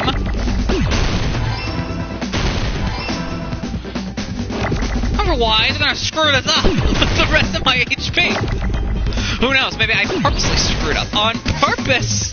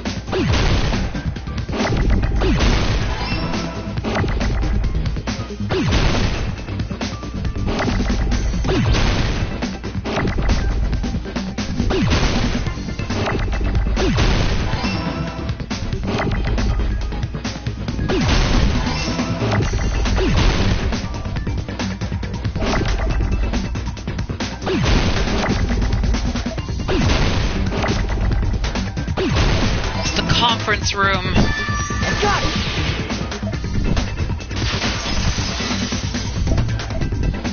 I didn't screw up this time, yay! Possible that it was filmed at the hospital's conference room. Huh? Conference room? But the hospital and the music venue look completely different. That's exactly why the killer did something to make those two places resemble each other. To make the conference room look like the music venue, the killer went ahead and did some work. I've got to make that clear. What that work was. Okay, we're at the next debate. We have motel room key, scrap of thick paper, music venue curtains, step ladder, surveillance camera units, AC temperature, and Fuyuhiko's account. Let's see what everybody has to say first. There's no way it's a conference room. and the music venue looks the same. Which place resembled the other? Did the conference room look like the music venue? Or did the music venue look like the conference room? Or did they make some kind of set? Or they might have tampered with the camera. I still can't believe he mixed up the filming locations. Hajime, you're pretty stupid. In order to make the hospital conference room resemble the music venue, what did the killer do? I should figure that out first. There's no way the conference room and the music venue... Which place resembled the... Did the conference room look like the music venue? Or did the music venue look like the gosh! It might have tampered. I still can't believe... Hajime, you're pretty stupid. There's no way to turn the music venue. Which place resembled the other? Did the conference room look like the music venue? Okay, it wasn't that one. There's no way to turn the music venue. Which place resembled... Did the conference room look... Or did the music venue look like the conference room? Yes, That must okay, be it. there we go. I knew it was one of Kazuichi's testimonies, but I wasn't sure which one it was. Well, I didn't remember which one it was, but it was the other way around. What the killer did was make the music venue, the crime scene, look like the conference room. They did that by using the black curtain hanging at the back of the stage. From what I remember, there used to be a really flashy curtain, but after the incident, it somehow became a plain black curtain that didn't seem to be the right size. That's right! It's so half-assed, just like Monami. Oh, yeah? Well, your face looks stupid. That curtain was hung so the music venue would look like a conference room? In actuality, even though the curtain in the conference room doesn't stand out, it is a black light-blocking curtain that's long enough to reach the floor. I see. The conference room. Indeed, the floor of that room is the same color as the music venue stage. So the killer chose the conference room because they realized the floor matched. Matching floors, matching curtains. I guess it makes sense you'd mistake the two. But that's not all. There should be something else the killer did to tamper with the evidence. Probably. Something else the killer did to make the music venue look like the conference room. It's gotta be that.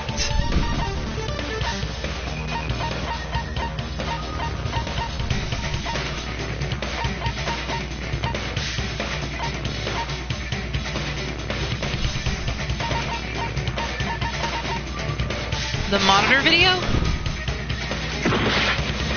Oh jeez, I'm running out of health. I gotta be careful. The candle. I can prove it with Okay, this. it was the candle. Okay. You're referring to the candle in the music video, right? In the video I saw, a candle was used for lighting. But if you think about it, that's pretty strange. The music venue has good lighting, so there's no reason to even use candlelight. But wouldn't they have done it to make it feel creepier? That might have been another reason, but the main reason was probably to tamper with evidence. The lighting in the conference room and the music venue were so different. They couldn't be used during filming. That's why the killer used a candle as film lighting instead. Which means... Are you saying the candle in the music venue wasn't actually used? That candle was likely placed there just to make you think it was the same candle that was used in the video. With candlelight, you can't see things in that much detail. Maybe they were going for that effect. With that cheap-ass camera, it won't capture much in a dark area. As long as this all matches up, it should be no problem to say this is decided. The video I saw wasn't filmed at the music venue. It was actually filmed at the hospital conference room. If I'd found proof that evidence in the conference room was altered, we would have reached an answer sooner. But it appears the killer already covered that up, so I didn't find anything when I went there. Okay, I'm gonna save again just in case. Oh my goodness. We've already lost a lot of health. But there's no mistake. That's the only place within the connection range of a surveillance camera. The motel would have been too far, and the interior design of the movie theater is too distinctive. But this must be a surprising turn of events for Hajime. You never suspected that the video you saw in the hospital was being filmed in the conference room. The incident isn't happening at the scene of a crime. It's occurring in a conference room. I feel like I've heard Bayside cops say that before, but isn't it the other way around? If Ibuki's hanging video was filmed at the hospital's conference room, then was Ibuki killed at the conference room too? No, that's not possible. Right after Hajime saw that video, he discovered Ibuki's body at the music venue. The video was filmed in the conference room, but Ibuki's body was at the music venue, which means there was a fake somewhere. The fake must have been...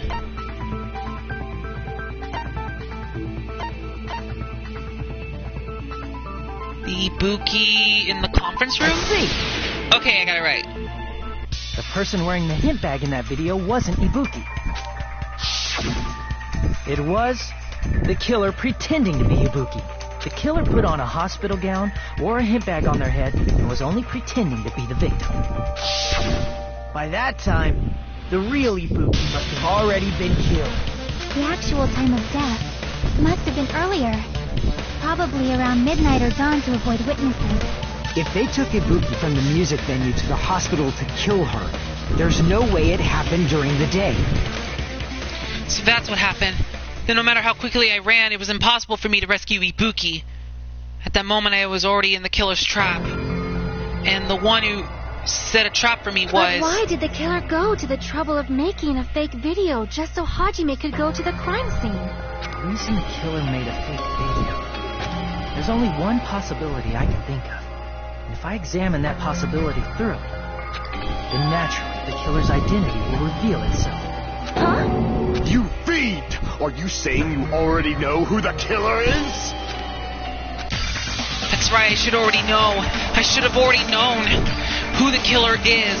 Alright, so after kind of going through the debates and a couple of rebuttals, there's only one person that could have actually done all of this. And, of course, with the conference room being added, it was obvious. The person that was behind Ibuki and Hyoko's death was none other than Mikan Simiki, the ultimate nurse. You're the only one! Mikan, you're the killer, aren't you? What are you talking about? Like I said, aren't you the killer who murdered Ibuki and Hyoko? Killer? Huh? I'm the killer? What is this? Hey, don't you think that's kinda impossible? A chick like her as the killer? She couldn't even kill a fly. In fact, the fly would probably kill her first. She's right! A clumsy slowpoke like me killing someone? That's completely out of the question! But we're the only ones. Thanks to that video, we're the only ones who have the advantage of an alibi. An alibi? Was that the killer's goal? Now that you mention it, you guys brought that up earlier. Only Hajime and Mikan have an alibi. That is true. Hajime and Mikan had an alibi in the hospital, but it could have been a setup. It's just a coincidence! A coincidence, you say? But you're the only one who could have filmed that video in the hospital conference room. Is that also a coincidence?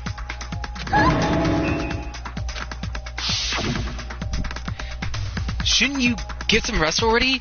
You should be exhausted from nursing without any sleep, right? Then if you insist, I will use the on-call room upstairs. He must be mentally exhausted, so it's better if you relax in the lobby instead. At that time, you said you were going to the on-call room. You actually went to the conference room. That's when you put on a hospital gown that you prepared in advance, put the bag on your head, and began filming. By doing that, you made up a video that showed Ibuki trying to hang herself at the music video. And showed that to me.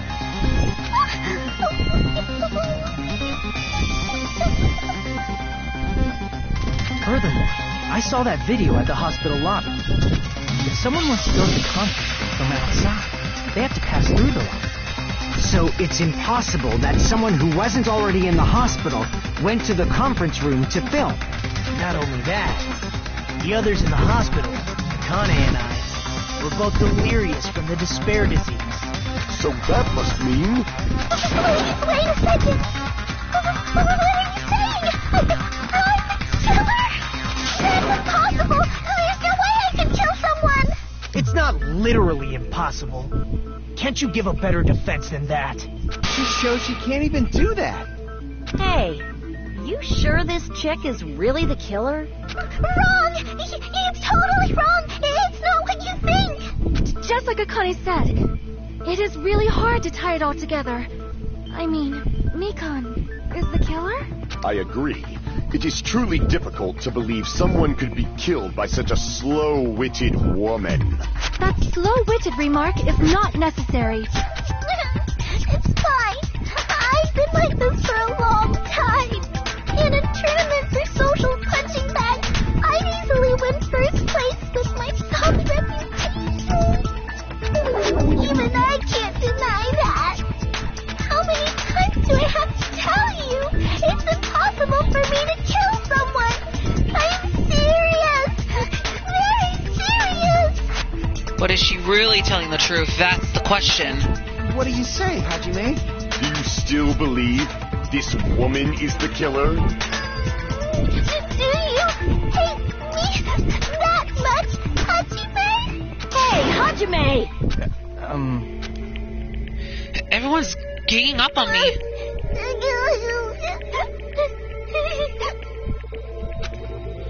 Tricks aside, logic aside, is she really capable of doing something like this? Could it be I'm the one making a mistake? No, in fact, it'd be so much easier if I was wrong. If I have this much doubt about someone I've spent so much time with. Can you hold on a minute?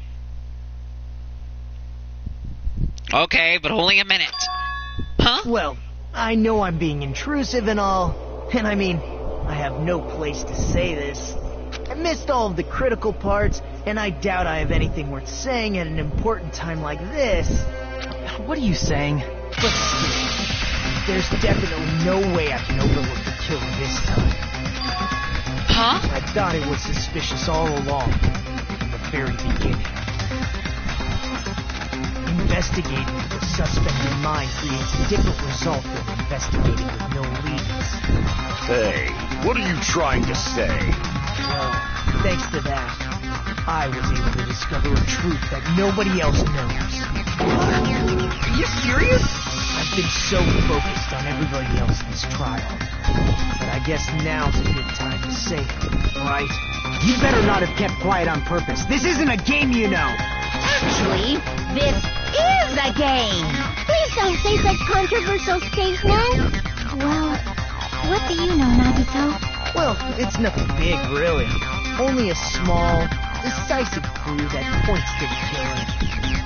Hey, that's a huge deal! A decisive clue. Does something like that really exist? Let's take a look, shall we? Regarding the rope Ibuki was dangling from, this rope was supplied by the supermarket, right? There weren't any ropes inside the music venue. Again with the supermarket? That place is a hotspot for criminal goods. If they got it at the supermarket, that means it was brand new, right?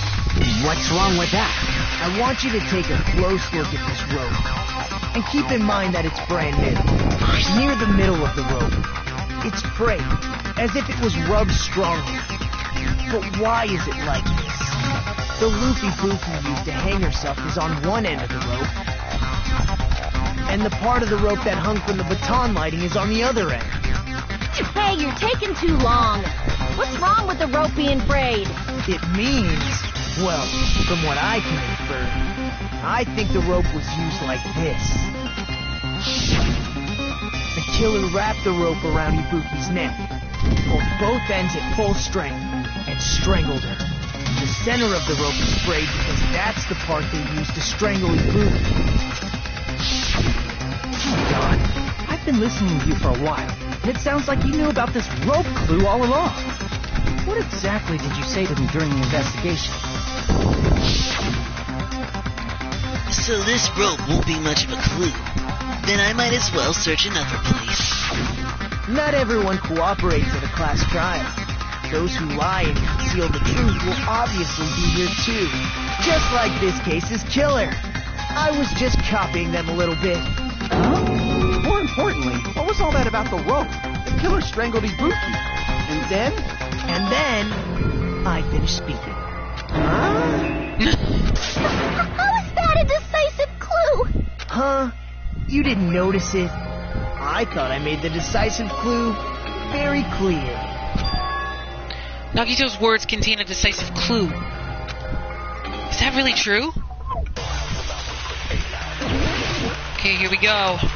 The evidence this time are rope used for hanging, scrap of thick paper, music venue curtain, surveillance camera unit, and AC temperature. Let's hear what everybody has to say first. Ibuki didn't die from hanging. She was strangled to death. That's basically the same thing. Though hanging and strangling seem similar, they're very different. The scars they leave would look different too. Scars? You mean the rope burn, right? But we believed it was from a hanging. Why would that be? Did we fall for someone's lie? The body at the crime scene was hanged, you know.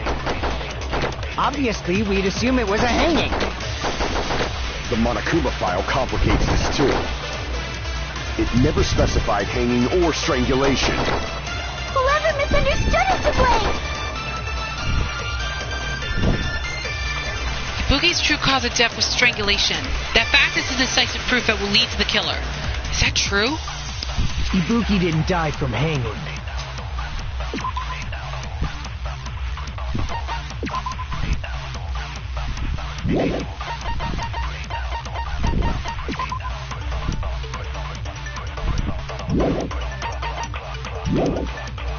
She was strangled to death. That's basically the same thing. Though hanging and strangling seem similar, they're very different. The scars they leave would look different too. Scars? You mean? But we believed it was from a hanging. Why would that be? Did we fall for someone's lie? The AC temperature? Okay, it wasn't that. Okay. Ibuki didn't die from hanging. It's gotta be the rope. She was strangled to death. That's basically the Though hanging and the scars they leave. Scars? But we believed it. Why would that be?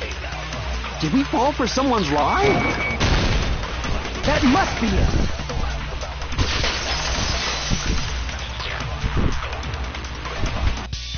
So that's what happened. We've been falling for the killer's lie this whole time. There's something I want to ask you. There's no doubt Ibuki's cause of death was being hanged by this rope, right? Yes, she had no other external injuries, so there's no doubt she died from hanging herself. I see. So Ibuki died by hanging herself. You said Ibuki hanged herself, but that was a complete lie, wasn't it, Nikon? That is... well... You told us the wrong cause of death. You lied, didn't you? Should have been able to tell the difference between hanging and strangling just by looking. You become the ultimate nurse. Please, wait! First of all, I'm not a coroner, so I don't have the medical knowledge to identify injuries like that. That's why it's not my fault if I made a mistake. You were right. And you have been a great help to us so far. But even a drunk medical student can notice the difference between a hanging and strangulation. I'm not taking her side or anything, but being clumsy and unskilled in this area could lead to a mistake. He's totally right. I'm such a clumsy mess, and I got so careless. Nikon nursed me till I got better. There's no way I'm gonna doubt her. Don't you think her devotion to nursing is what helped her draw Ibuki to her death? Huh? And if not, her symptoms were still very serious and caused her to believe what anybody told her. It wouldn't surprise me if she willingly followed Mikon because she was nursing her. So Mikon volunteered to nurse us? Because she was planning to do this all along? That's a little... Aren't you like the thief who suspects everyone else of being thieves? I'm not a criminal. Mikon is. I mean, she's a killer, you know. You got it all wrong. Please forgive me. I'm sorry, but there's no way I can forgive you. Oh, jeez. I just can't forgive this crime at all. Forgiveness or not, we still have not decided if Mikon is the killer. I see. You guys are kind. Well, if that's the choice everyone makes, the only thing I can do is back off, I guess. But is that really okay? Is that everyone's hope? You're friggin' annoying! If you keep talking, I'm seriously gonna beat you up! But I'm really not the killer.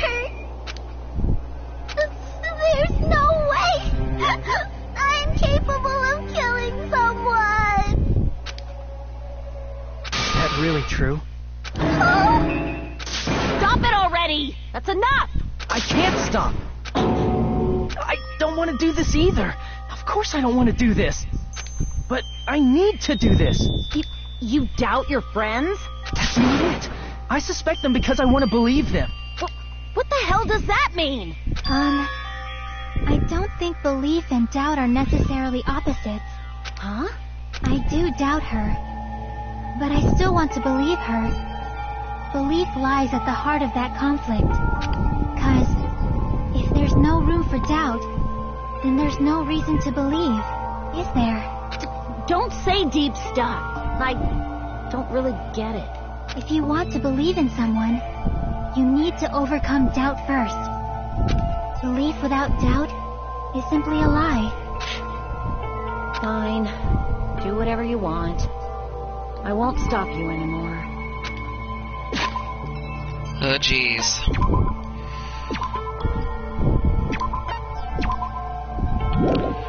Well, Mikon, do you have anything else to say?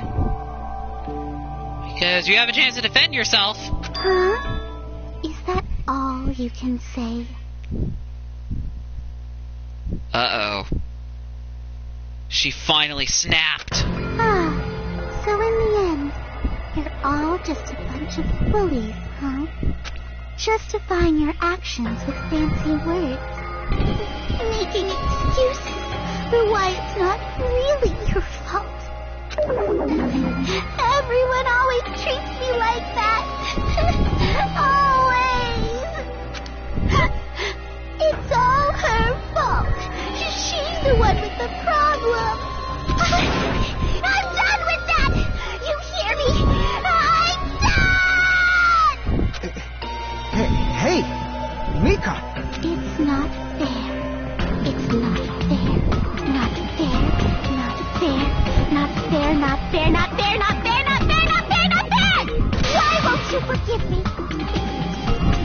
You forgive yourself right away. What did I do? Why won't anybody forgive me? Is acting like this your strategy now?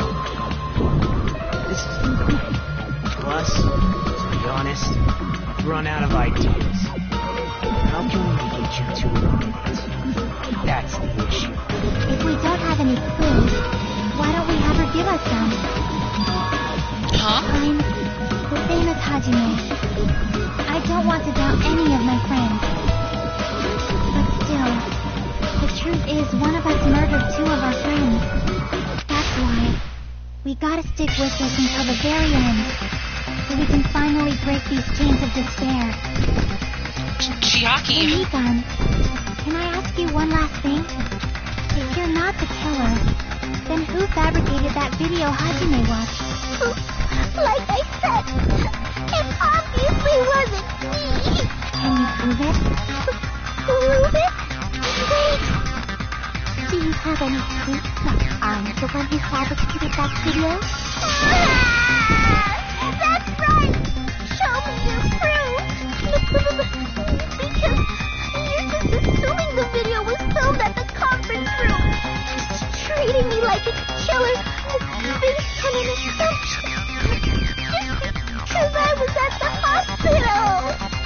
The end of his trial has a lot of foreshadowing, so try to remember what the killer says when you play Chapter 6. Alright, I will. You're totally crazy! I didn't do anything wrong! Why does everybody always hate me? Please, just forgive me already! Is this broad really okay? She's emotionally unstable. I'm not the killer! I never filmed that video! It seems she finally started arguing for us. Huh? The only one who can find the hole in her argument is you, Hajime. So, I'm going to leave this to you once again. Could it be, was this Chiaki's goal all along? She's saying everyone's fate depends on me, the only person who saw that video. Why do you get to decide I'm the killer? Where's your proof? Please, forgive me already! I need to make up my mind. I'm the one who has to do it. I'm the only one who's going to finish this. Here we go, another debate. This is the last one. The final evidence we have are blood on the soles, rope used for hanging, motel room key, scrap of thick paper, surveillance camera unit, AC temperature, and Nikon's account. I believe this is going to be a memory bullet because obviously we haven't had a memory bullet yet. But let's see what everybody has to say first. I'm not the killer! We can't think of anybody else other than you who could have filmed that video. Do you have any proof? Is the hemp bag on her head the proof? Is the hospital gown she was wearing suspicious? Or could it be the hospital slippers she had on? Ibuki and Nikon clearly have different body types. Is that really your proof? You could tell her body type under the hospital gown? Just from that video? Just from that camera angle? Just from that dim candlelight? There's no way you'd be able to make out her body type! So please forgive me already! Hajime, pay close attention and listen well. You're the only one who can point out the killer's mistake. Don't flinch, don't hesitate, don't run away. I'm the only one who saw that video. Who else is gonna do it if I don't? Okay, clearly this is a memory bullet. Anybody who could have filmed that. Is a hemp bag on? Is a hospital gown? So we're gonna skip all the way to the end. Is that really? You could tell her body just from that. There's no way you'd be so please. Hajime, pay close attention and you're the only one who can point out the killer's mistake. Here we go. I'm not the killer! We can't think of anybody who could have filmed that. Is a hemp bag on? Is a hospital gown? Or could it be the hospital? Ibuki and Nikon. Is that really your proof? You could tell her body type under the hospital gown? Just from that video? Just from that camera angle? Just from that dim candlelight? Oh my gosh, those words! Hajime, you're the only one who can point out the killer's mistake. Gonna have to slow things down here. I'm not the killer! We can't think of anybody who could have filmed that.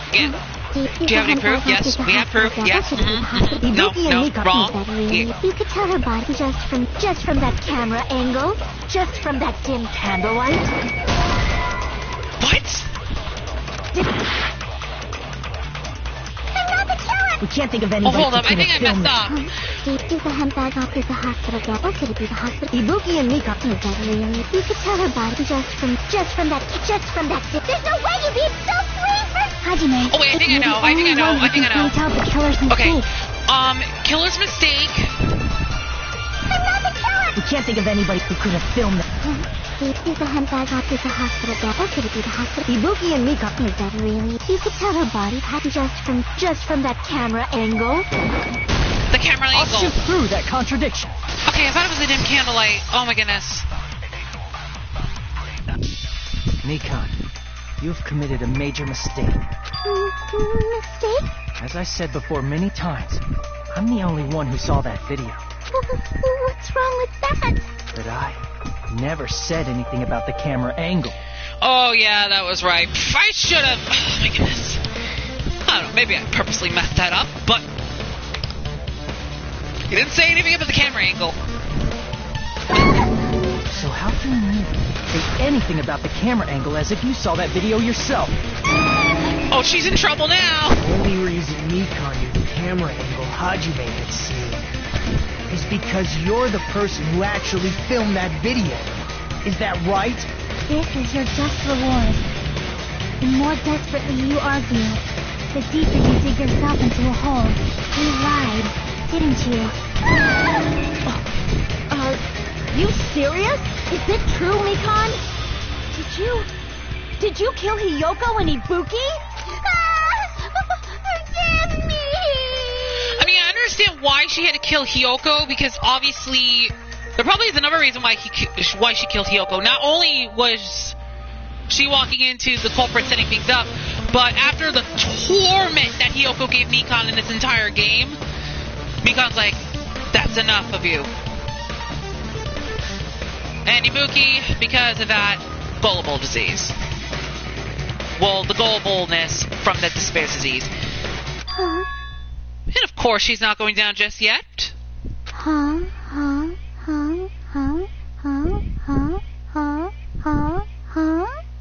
Huh? What do you mean, huh? I was wrong. No, that's not it at all. That's not it? I mean, it's impossible.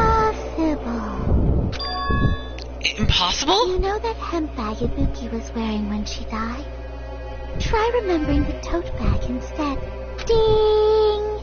I totally remember now. What the heck's wrong with her? She's getting weirder by the minute. That tote bag. Isn't it the same one that girl was wearing in the video? How do you know so much about that video? Who cares about that? More importantly, did you know that bag is a limited item that was sold at the movie theater? Yeah, we know that. Hajime saw it too, didn't you? You remember the Usami decal on it, right? Whoopsie! Don't worry about it. I remember even if you don't. Ta-da! There's no mistake that tote bag is a limited item. So don't you think it's impossible? Using one tote bag in both the conference room and the music venue at the same time? It's blatantly obvious that that's impossible. Don't you think? That's why that video isn't fabricated. And I'm not the killer. So you'll forgive me, right? Taking your stubbornness this far. Such despair. Then you're gonna forgive me? I won't stop until you forgive me! Long time no see. Well, not really. It's time for the third Panic Talk action, also known as PTA. This is probably going to be my last job during a class trial. Please humor me while I teach your ears one last time. Alright, narrator, taint us one more time with your tutorials. Starting from this PTA, the reload and ammo features will be added. You will no longer be able to make do with just the X button. Below the tempo maker in the lower portion of the screen, the number of bullets are displayed. From this point on, you'll need one bullet to destroy one more mark. When you're out of bullets, you won't be able to destroy the remarks, no matter how much you mash the X button. You will be able to refresh your bullets by pressing the square button to reload. Just like locking on, press the square button in time with the tempo maker. The controls are the same as the X button. Square button. Okay. The number of bullets refresh is based on how well you kept the tempo. If you get the timing wrong when you press the square button, bullets will not be refresh, so be careful. Also, your ammo will be completely refreshed and will not run out during fever time. Which I'm probably going to have to use fever time because we're low on HP a little bit. But not at the start. If your difficulty level is set to gentle, you do not need to reload. I guess this was a pretty useless explanation, even though it was the last one. That should be all the explanations for the class trials. The rest is up to you to overcome. You should be able to find it beyond this point. What you and I both yearn for. True despair. Well then, good luck and have fun. Alright, here we go. I'll keep explaining it until you forgive me. That bag is a limited item. That's why that sign is impossible for anyone to pull off. Are you sure about that? Check. She lost it for good? Will you forgive me? You'll forgive me, right? Isn't that right? You're obviously gonna forgive me, right? At this rate, we're not getting anywhere. I gotta do something and end this. I gotta do something so I can make her admit it. Alright, here we go. With the reload and ammo option now set, it's time for the third PTA battle. This time, it's between Hajime Hinata versus Mikan Sumiki, the ultimate nurse. Time for you to go down, Mikan. Let's end this. You still haven't forgiven me? Please, draw on me. Why only me? Please, okay, I'm gonna ask you now. Because I am not getting the double right at this point. Forgive me already? Forgive me! Forgive me! Please, draw on me. Can you forgive me already? I'll do anything you want. Can you forgive me already? I'll do anything you want. Forgive me! Forgive me! Why only me? Oh my You gosh. still haven't forgiven me? Oh my god. Oh no. Please, draw on me. Okay, stop. Why only me? I'm 1 HP, girl. Give me a break. Draw on me. Give me a break. I'm trying. Can you forgive me already? Forgive me! Forgive me! Please, draw on me. Can you forgive me already? I'll do anything you want. There's only one bag. It's impossible to use it in two places at the same time. Feeder bonus prize. This is the end! I'm sorry if I talked over in the PTA, but I'm like, oh no. I'm like, no, stop. Monokuma mentioned this earlier. This is why I shouldn't have been making too many mistakes in a class trial. Hopefully next time when I do a PTA in the next class trial, hopefully I'll do better. When you buy one bag, you get another one free. It's a common practice to bait customers with bonus prizes. Whoever bought that bag should have received another one as a bonus prize. Which means it's not impossible to use that bag in two separate places. So please, just stop making desperate excuses. Why? Why can't you forgive me? Why? It seems her desperate struggle is finally coming to an end. Why does everybody always hate me? You should just forgive me already! Mikan, it's already over. After I go over your crime from the beginning and show that you have no arguments left, please just admit it already. In the end, at least let me believe in you. Closing argument, here we go. Okay, I gotta be careful I don't screw this up. If I screw this up, it's all over. Okay, let's see. Put it back to normal after destroying it. Was it this? Okay, I got it right. Okay, so far so good. Hopefully I don't screw this up. Oh my goodness, okay, let's see. The small clue that the killer left behind, that was the sticker here. Last stop, okay. Alright, it was this. It was this. And then it was this. Here's everything Okay, that there we happened go. in this I did case. well on this one. The key to this incident is the surveillance camera video that only I saw. That's why I'm going to start with that to unravel the knots of this crime. When I went to the hospital with Mikan this morning, I noticed a specific thing in the lobby. The incoming signal light on the surveillance monitor was blinking ahead of the scheduled time. When I switched on the monitor, what appeared on screen was a person wearing a hospital gown and a bag on their head about to hang themselves right at that moment. That surveillance camera unit was designed for two-way communication with the hospital and the music video. That's why I thought the signal originated from the music video, so I immediately headed over there. that was the killer's trap. In truth, that video was recorded in a different place. The killer brought the music venue camera the night before and made their preparations in advance. And then, they filmed that video in the hospital conference room.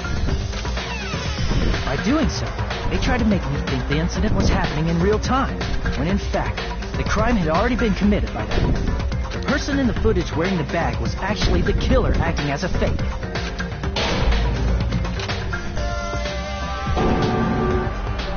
I didn't know that, so I went to the music venue and found the hanged body wearing a bag on his head. Seeing the body before me, I panicked and rushed out of there to get the rest of you guys. But that was also part of the killer's trap. After cleaning the conference room, the killer was likely watching the music venue from outside. And, as if they were switching places with me, they went inside the music venue and began working on their last trick. First, the killer peeled off the wallpaper covering one of the stage pillars, revealing Hyoko's body. When I first arrived and saw the hanged body, I didn't notice anything strange about that pillar. I didn't expect it to be slightly larger from the wallpaper, or have Hyoko's body hidden inside. Next, the killer destroyed the surveillance camera that was used in the conference room. After destroying it, they mixed it with what was left of the surveillance monitor found at the crime scene. The surveillance camera the killer used was originally brought from the music venue, but when they brought it, they made sure to destroy its monitor beforehand. They wanted to hide the fact that the camera wasn't at the crime scene. In the end, the killer transformed the crime scene into a closed room. They broke one of the drumsticks from the storage room and placed it near the music venue's entrance. However, they did this to mislead us into believing that the music venue was locked from the inside. In actuality, the reason the music venue became a closed room was because of the glue. The killer sealed the door with glue and intentionally created a closed room that could be forced open. With that, the killer finished tampering with the crime scene and met up with Fuyuhiko. They helped us force open the music venue door, despite the fact that they personally sealed it. They made us discover not just Ibuki's body, but Hyoko's suddenly present body as well. At the time, they pretended to be surprised, but inside, they were probably relieved that their plan worked out.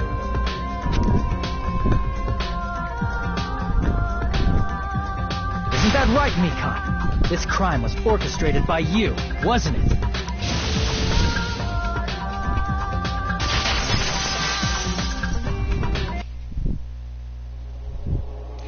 For this to actually work, Mikon would have had to run twice the speed of Hajime, which, just no. I don't know, maybe Mikon has some super fast shoes like Sonic the Hedgehog did? I mean, who knows? I mean, maybe she found Sonic shoes in the supermarket as well. Maybe use them to run twice as fast.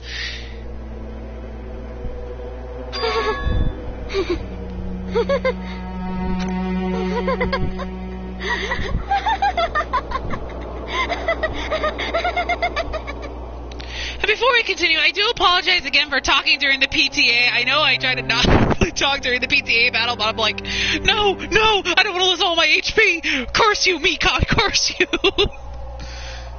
So I do apologize for that. Whoa, now she's laughing? It's been such a long time. This feeling, I know it well. Like the floor is collapsing, like the sky is falling down upon you. This feeling of despair. Mikon, what has happened to you? Whoa there! Before that, a moment of your time. Alright. I did horrible in this class trial. Like, oh my gosh. Look at it. 67, 69, 61, 52, 55.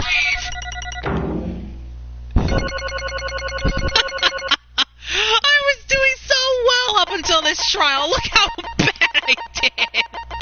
Even though I still got a B, which is still pretty good, but look how horrible I did. Oh my gosh. Yeah. look at that. I failed. I didn't get, like, a good one. Okay, I gotta see. How did I get a C for the final thing? Oh my gosh. Okay, fine, whatever. Let's just wrap this up. It seems your arguments have reached a conclusion, so let's proceed to our regularly scheduled voting time. Now then, please pull the lever in front of you and cast your vote. Who will be chosen as the blackened? Will you make the right choice or the dreadfully wrong one? Let's go! Okay, here we go. And the culprit is... Mikan! That's it for the third class trial. That took longer than expected to finish a little bit. I think that was longer than the previous 2 class trials that I did. Well then. Okay, we're nearing the end, so let's get through this. Now then, though it may be obvious at this point. Correct. You got it right once again. That's like 3 in a row. That's right. The true identity of the horrifying Blacken who killed 2 girls was Mikan Sumiki. Damn it. You gotta be crapping me. Are you saying Mikan, the one who nursed us back to health, was the one who killed them? I won't forgive you. Don't joke around with me, Mikan. Did you lie to us all along? Were you planning to kill them from the start while you were nursing them? Hey! Don't just laugh! Say something! This is going nowhere! What's going on? This chick! Hey! This is nothing like Pecco. She's actually gone mental. That's awesome. There's nothing we can do. She's no longer the same person. She's no longer the Mikan Sumiki we knew. Huh? Hey. Based on my predictions, she might have caught it too. She probably had the Despair's disease, which was the motive for this case. What? Mikan too, you say? I know, because I was looking at Mikan for so long. She was the one taking care of me after all. My consciousness kept drifting, but even so, when I did catch a glimpse of her, her expression was full of despair. A despair to the void of hope that not even a single fragment of it remained. Hold on. Did you say Mikan also had the Despair's disease? Then that means she was... What? Huh? Hajime, has something crossed your mind? My body's heavy. No, not just heavy. It's somewhat soft and really hot. That's right. Mikan felt really hot at that time. Now that I think about it, that must have been a high fever. Just like what Ibuki and Akane had. It cannot be. Then, because of that disease, Mikan was... Perhaps... The symptoms that she surely felt must have been deserving of the name Despair Disease. Losing all hope and harboring despair for all hope. Because of the Despair's disease, she was likely overcome with despair. See? That's the reason why she can still laugh in such a hopeless situation.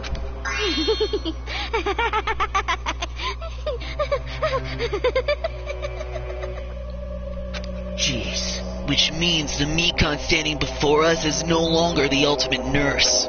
She's a completely different person now that she's infected by the Despair's disease. Isn't that right? She's a human who deserves to be called the ultimate despair. Ultimate despair?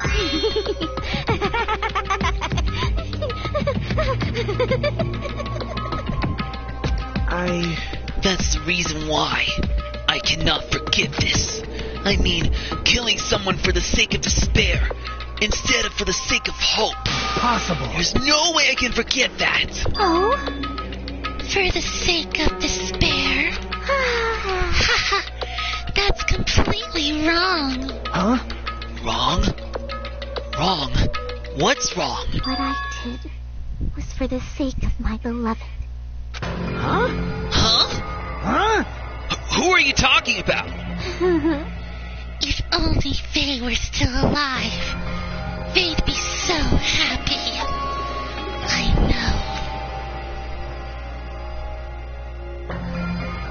ever loved me was the only one. That's right. The only one who never hated me. They forgave my existence. They forgave me and accepted me. They gave me value. They loved me. I loved them with all my heart, and they returned it in full. This is my reciprocation. Mikan's love will indirectly be revealed in Chapter 6. And I think I know who she's referring to, but I won't say. But I think I know who she's referring to. I understand that I've done something unforgivable. But you know, to transcend all that is truly love. What love is all about. Hey, I don't understand. What are you saying? You don't understand? Is it because you don't have anyone to love? Is it because you're also someone who isn't accepted by anyone? What a pity. I feel sorry for you. Well, even if I say this, I'm sure nobody here would understand, but love is a wonderful thing. This feeling of freedom where you no longer care about anything.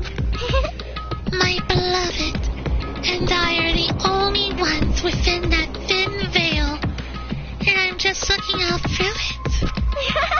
That's why, as long as I'm on the inside, no matter how much they tease me, splash me with water, kick me, it's like nothing matters.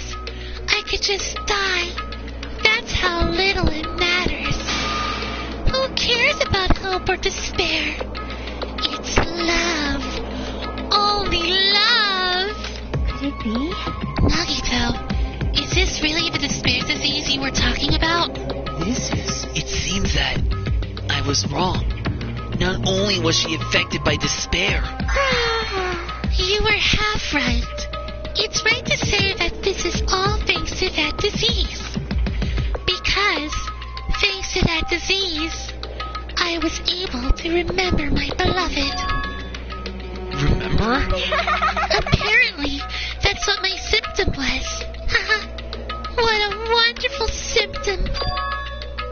Which means you had the remembering disease? But if this means she remembered something and ended up like this, are you saying you were like this from the start? Were you like this before you even came to this island? Don't get so angry! Well, first of all, the reason I became like this wasn't my fault. It was all your fault, you know. Because it's not like I'm entirely responsible for turning out like this. I'm the person I am today because of many human relationships. So, it's everybody's fault that I turned out like this, you see. Even so, the current me was most strongly influenced by my beloved's existence. And it was also my beloved who created the me that everyone can't forgive. But my beloved still forgives me and still accepts me. That is the key difference between all of you and my beloved. Don't fuck with me! Like I said, who the frick are you talking about?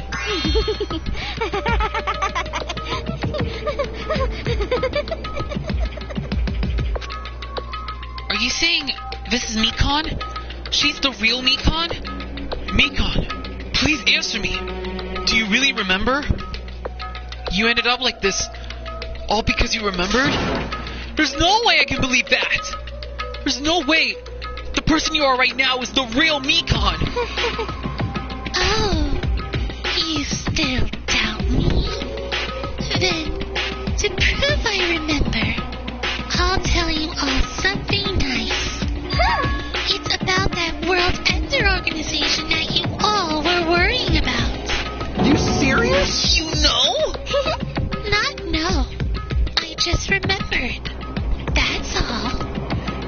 knew about it all along. How that horrifying organization, known as World Ender, is also the organization known as the Future Foundation. Future Foundation. Future. That's right. That symbol in the ancient ruins door. That's right. It was the Japanese word for future. Hey, just what is the Future Foundation? What are they planning? As the name suggests, that organization is the World Ender. The Future Foundation is trying to end our world. To put it simply, they're trying to claim the world for themselves. This is bad. What the heck? This isn't a comic book, you know. As part of their plan to end the world, the Future Foundation brought us to this island. Isn't that right, Mon ami? Huh? I knew it! Monami, Monokuma, they're both members of that crazy organization, aren't they? Boo-hoo-hoo. Monami and I aren't members. I am Monokuma! My existence is entirely my own. Hey, Don't laugh. Hey, Mikan, if you really do remember, then you already know, right? You know the true identity of the traitor hiding among us. Of course I know that. Let's see. The Future Foundation lackey that's hiding among you all is... Oh, well, no one really cares about that. Don't you think? Of course not! Aw, hell no! You'll find out eventually. So there's no need to be so impatient. Probably when that countdown ends. Countdown? You even know about that? Oh? I don't know anything. Huh? I have a feeling that's what it is. But who cares about that, you know? I'm drowning in so much love. From the bottom of my heart. I just don't care about anyone or anything. That is... Nikon, is this really you? I won't believe it. There's no way I can believe you were like this all along.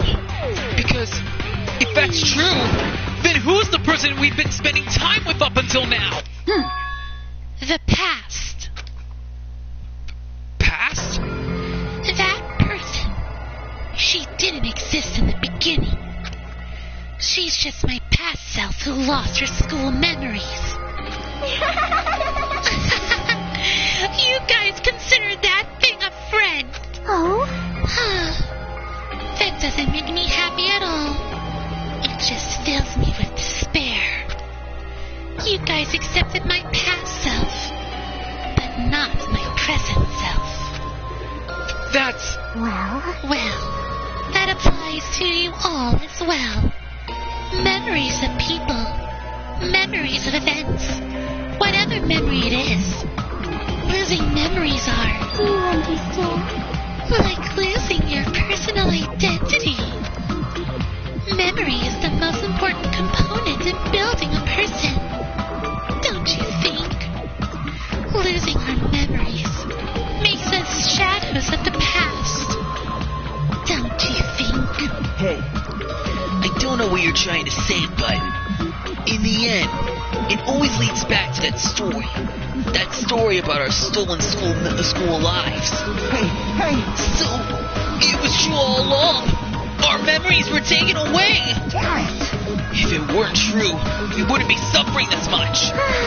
Well, why don't you just take your sweet time and remember at your own pace? Oh, Monokuma, is it all right for you to start now? Yes, indeed! punishment time? Damn it, why? Nikon! Why does it have to end like this? This is too pointless. This is too much. Now then, I've prepared a very special punishment. Now then, I have prepared a special punishment for the ultimate nurse, Mikan Sumiki. So it's over. It's really... Now I can go to my beloved, who always forgives me. I can finally see them. Please forgive me, the one who's going to die with the hope of finally seeing you. Let's give it everything we've got. It's punishment time! So this is it. We're going to be saying goodbye to Mikan.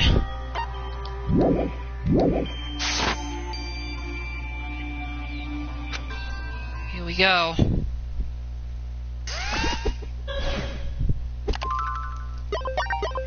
Game over. Mikan has been found guilty. Time for the punishment.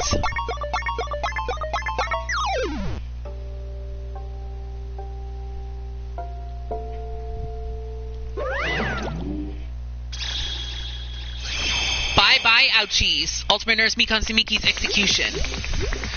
And Monokuma is the doctor. Ah, jeez.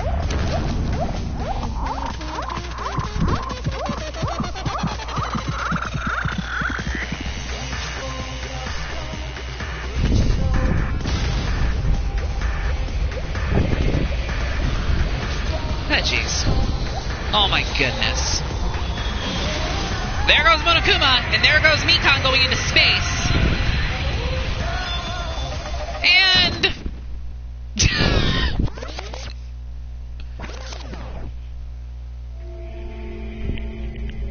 well, that was the shortest execution. But... I guess it would make sense for that to happen, I guess. So... we now have lost Mikan. It's finished. Is it really finished? The killer who killed Ibuki Miyoda and Hiyoko Sanoji was Mikan Sumiki, and she's been executed. She apparently committed her crime because she was afflicted by the despair disease. So what? What's finished? Nobody wanted it to end this way. Let me ask. Who was that Mikan from earlier? Was that her true form? Or is that itself a symptom of the despair's disease? It doesn't matter either way. If she ended up like that just from remembering, then all along, Mikan was never worth being a symbol of hope. But even if her words were influenced by the despair's disease, if the disease turned her into that, if she lost herself to a simple disease, she was definitely unworthy of being a symbol of hope. Isn't that right? So let's just move on. Come on, let's take all this despair and change it into hope. Wait! That is impossible. I mean, I thought we were friends this whole time. But even so... like a house of cards collapsing in an instant. In the end, our friend we thought we knew ended up showing us a completely different side of herself. And she vanished from our sight, leaving behind only her malice toward us. And now, there's no way we can just move on or try to have a clear-cut attitude about these feelings. It's clearly impossible. Damn it! It would have been so much easier if she was the traitor too. Wrong. Too bad that's not the case. Mikan was not the traitor. Come on. The traitor is still alive. As proof, see how fine Monomi looks right now. I'm not fine at all. But if the traitor died, you wouldn't be this calm, right? I mean, you're both pawns of the Future Foundation, so you guys are like two hearts beating as one, right? You fiend. What does that make you, fiend? You did say that you're different than Monomi. Who cares about who I am? More important, I'm tired. The drama just kept going and going. I didn't even have time to eat my black bean right eye during the break. Your right eye is made out of black beans? Hey! Wait, now's not the time to focus on that. What are you trying to say? Hey, You know, isn't it said that life has its ups and downs? It's fun because downs come after ups. But if life was full of downs, wouldn't it get boring? So in order to help you guys feel better, I've prepared a special event. Special event? Head over to the First Island's beach. An old friend will be waiting there. Old friend? Huh? Could it be Nekomaru? Hey! Is it? It is, isn't it? Nekomaru was safe after all? Safe? How should I say this? I knew it. I knew that crazy punk Nekomaru would come back to us in one piece. Awesome. We're starting to see the light of hope. The light of hope? I am happy Nekomaru is returning to us. But So just as I thought. 3 of our friends just died. So I honestly cannot be happy. Miss Sonia. However, even so, I am still happy. If Nekomaru is safe, I am truly happy. Fine. If you are happy, you should honestly greet him with open arms. Perhaps those who have been taken from us would do the same if they still lived. Supreme Overlord of Who Gives a Crap. The line doesn't suit you at all. Silence. I shall crush you into dust. Ibuki, Hiyoko, Mikon, can you hear us? If you are unhappy, I apologize. However, please forgive me for right now. I want to warmly welcome Nekomaru when he returns to us. You don't have to worry, Sonia. I'm sure your feelings are reaching them. right? Then let's all go greet Nekomaru. Let's make it grand even for those who have died. What the heck? Do we still have the after effects of that disease? I don't get this at all. Kane. Alright! Alrighty then, let's go! Yeah, you're right. Nekomaru's coming back. When we heard that, we were unable to contain our excitement as we jumped into the elevator.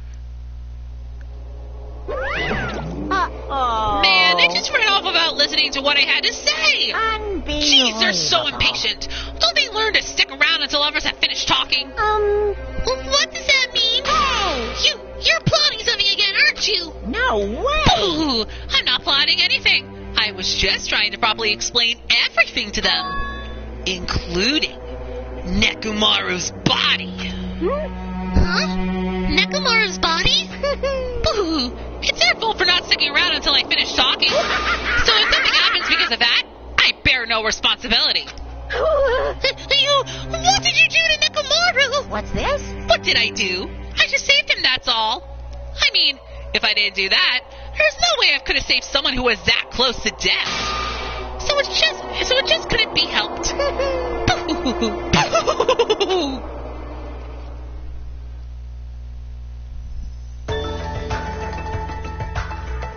As soon as we exited the elevator, we started running. Hurry to the beach on the first island!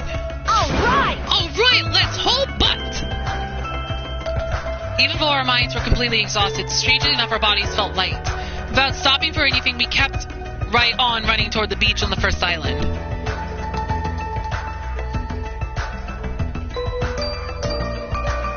Where in the world is Nekomaru? Hey, Nekomaru, show yourself! Listen! We have come to pick you up. Please hurry up and come out of hiding. We raised our voices. We looked around the area. We raised our voices again. We looked around the area again. And so on and so forth, we kept looking for him. But... Hey! What the hell, man? He's nowhere to be found. Damn it! Could it be? Did we get false info from Monokuma again? And that's when it happened. We heard a familiar voice echo throughout the beach. What happened? Were y'all looking for me? Could it be? That voice! With high hopes in our hearts, we turned toward the direction of the voice. And then we saw something truly unbelievable. Huh? What the? Yo! I've kept you waiting. Hey, what's going on? Perhaps you don't remember my face since we haven't seen each other in a while. That's pretty sad, you know? That's too much! Who are you? Huh? You too? What's going on? If you're messing with me, I'll stop doing it to you. Nekomaru? Haven't you noticed it yourself? What do you mean, noticed? Oh, you mean this body? This is nothing. Nekomaru's a robot! The name's Nekomaru Nidai. I've been reborn in the rivers of hell. So, Monokuma did save Nekomaru Nidai, so now he's back, but he's now a robot, so... I mean...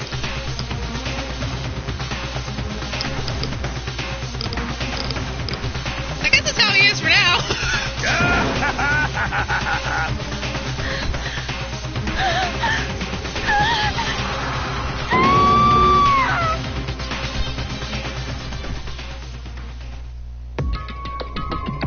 I guess we'll find out more in Chapter 4. Alright, let's check the countdown. We are down to 9 days, 14 hours, 44 minutes, and 15 seconds left to go.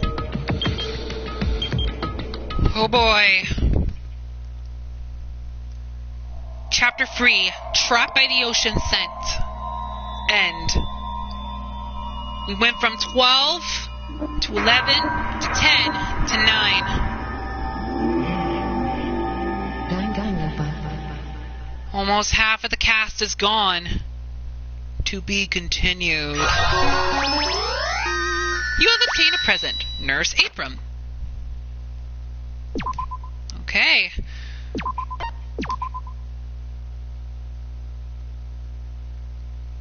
Okay. I'll save in a minute again. Alright, so Mikan was the killer of the third class trial. So, I mean, obviously it was gonna be her, probably, because obviously it made total sense, basically. But when you play through the game, once you kind of understand the evidence in the third class trial, it would be clearly obvious who the culprit was. So, it would make perfect sense. And now that Nekomaru's back, he's now a robot. My goodness. Poor Nekomaru, he's now a robot. But he's back, so that's good. Anyway, we're now down to 9 people left. Almost half of the cast is gone from the 16. Which means after the end of this chapter, we'll probably be down to half. So, things are going to get a lot more crazy from here on in. But we're also approaching the chapter that is probably going to be another sad chapter. But I won't say what, because I don't want to say anything about it, because that's spoilers. So I won't say anything about it at all.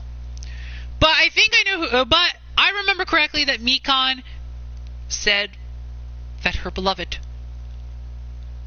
she referenced her beloved. And I think I know who she's talking about. But I'm not going to say anything about that. I probably know the answer to that already, but I won't say it. Anyway, so that's it. Chapter 3 is done. And this chapter was the craziest chapter. It still sucked, though, that Ibuki got killed off. She was one of my favorite characters. But I think the good thing was this time around well, the good thing is we did manage to complete all of our free time events. So we did manage to complete all of Ibuki's free time events, which was great that I did start with her first. So it was good that I started with her. And yeah, so it's really good that I did start with Ibuki for the free time events. So yeah. Alright, so... But Hiyoko, I was not too surprised Hiyoko was going to get killed off, because after all the torment Hiyoko gave Mikan, it made sense that Mikan would target Hiyoko, even though it wasn't her true target, because Mikan's target was clearly Ibuki. But when Hiyoko walked into the whole planning phases, it made total sense that Hiyoko would also be the target, because this was the perfect opportunity for Mikan to get revenge on Hiyoko. So that would make perfect sense for that one. So anyway, we're now down to 9 people left.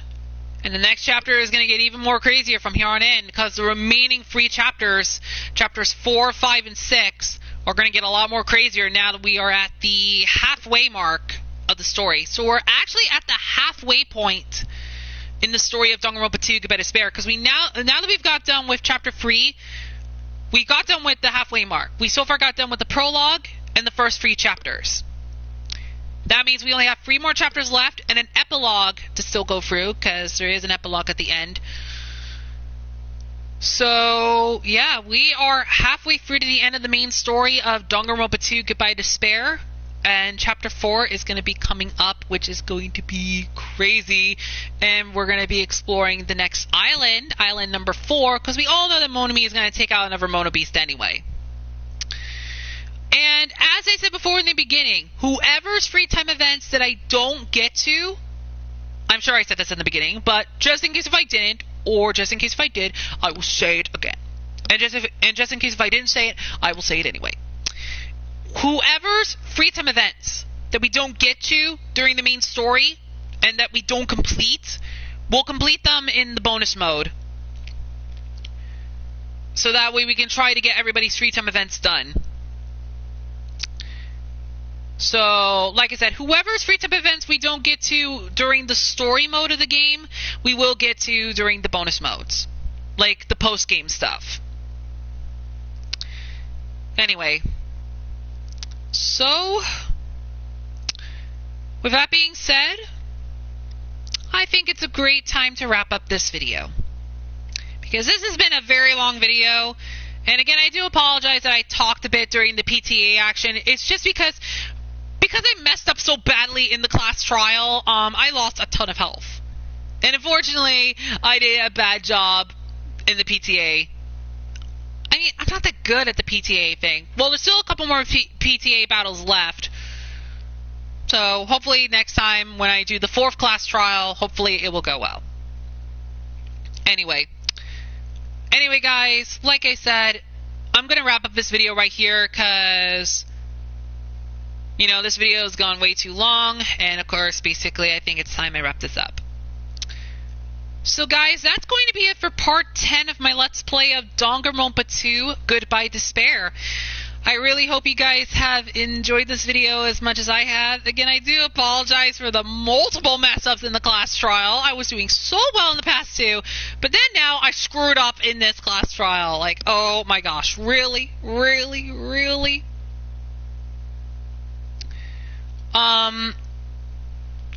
So yeah, I can't believe I screwed it up so badly. Who knows, maybe I screwed up on purpose. You may never know.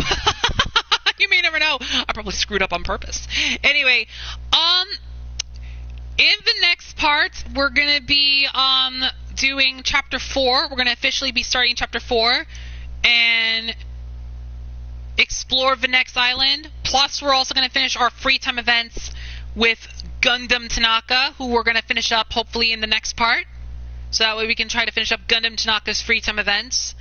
And then we'll move on to the next character. I think I made it who I'm going to be doing next. But for now, we'll just wait until after I get Gundam done, because we only got 2 more times left to hang out with Gundam before his free time events are officially completed. So like I said, in the next part, we will be exploring the new island that will open up in Chapter 4.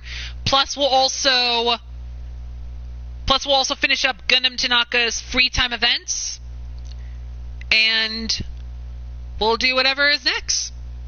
So you guys do not want to miss what's going to happen on the next part of my Let's Play of Danganronpa 2 Goodbye Despair.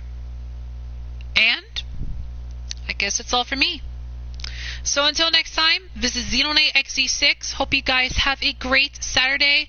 I will see you guys in part 11 of my Let's Play of Danganronpa 2 Goodbye Despair, where we will start Chapter 4. And I will see you guys in the next video. Until then, farewell.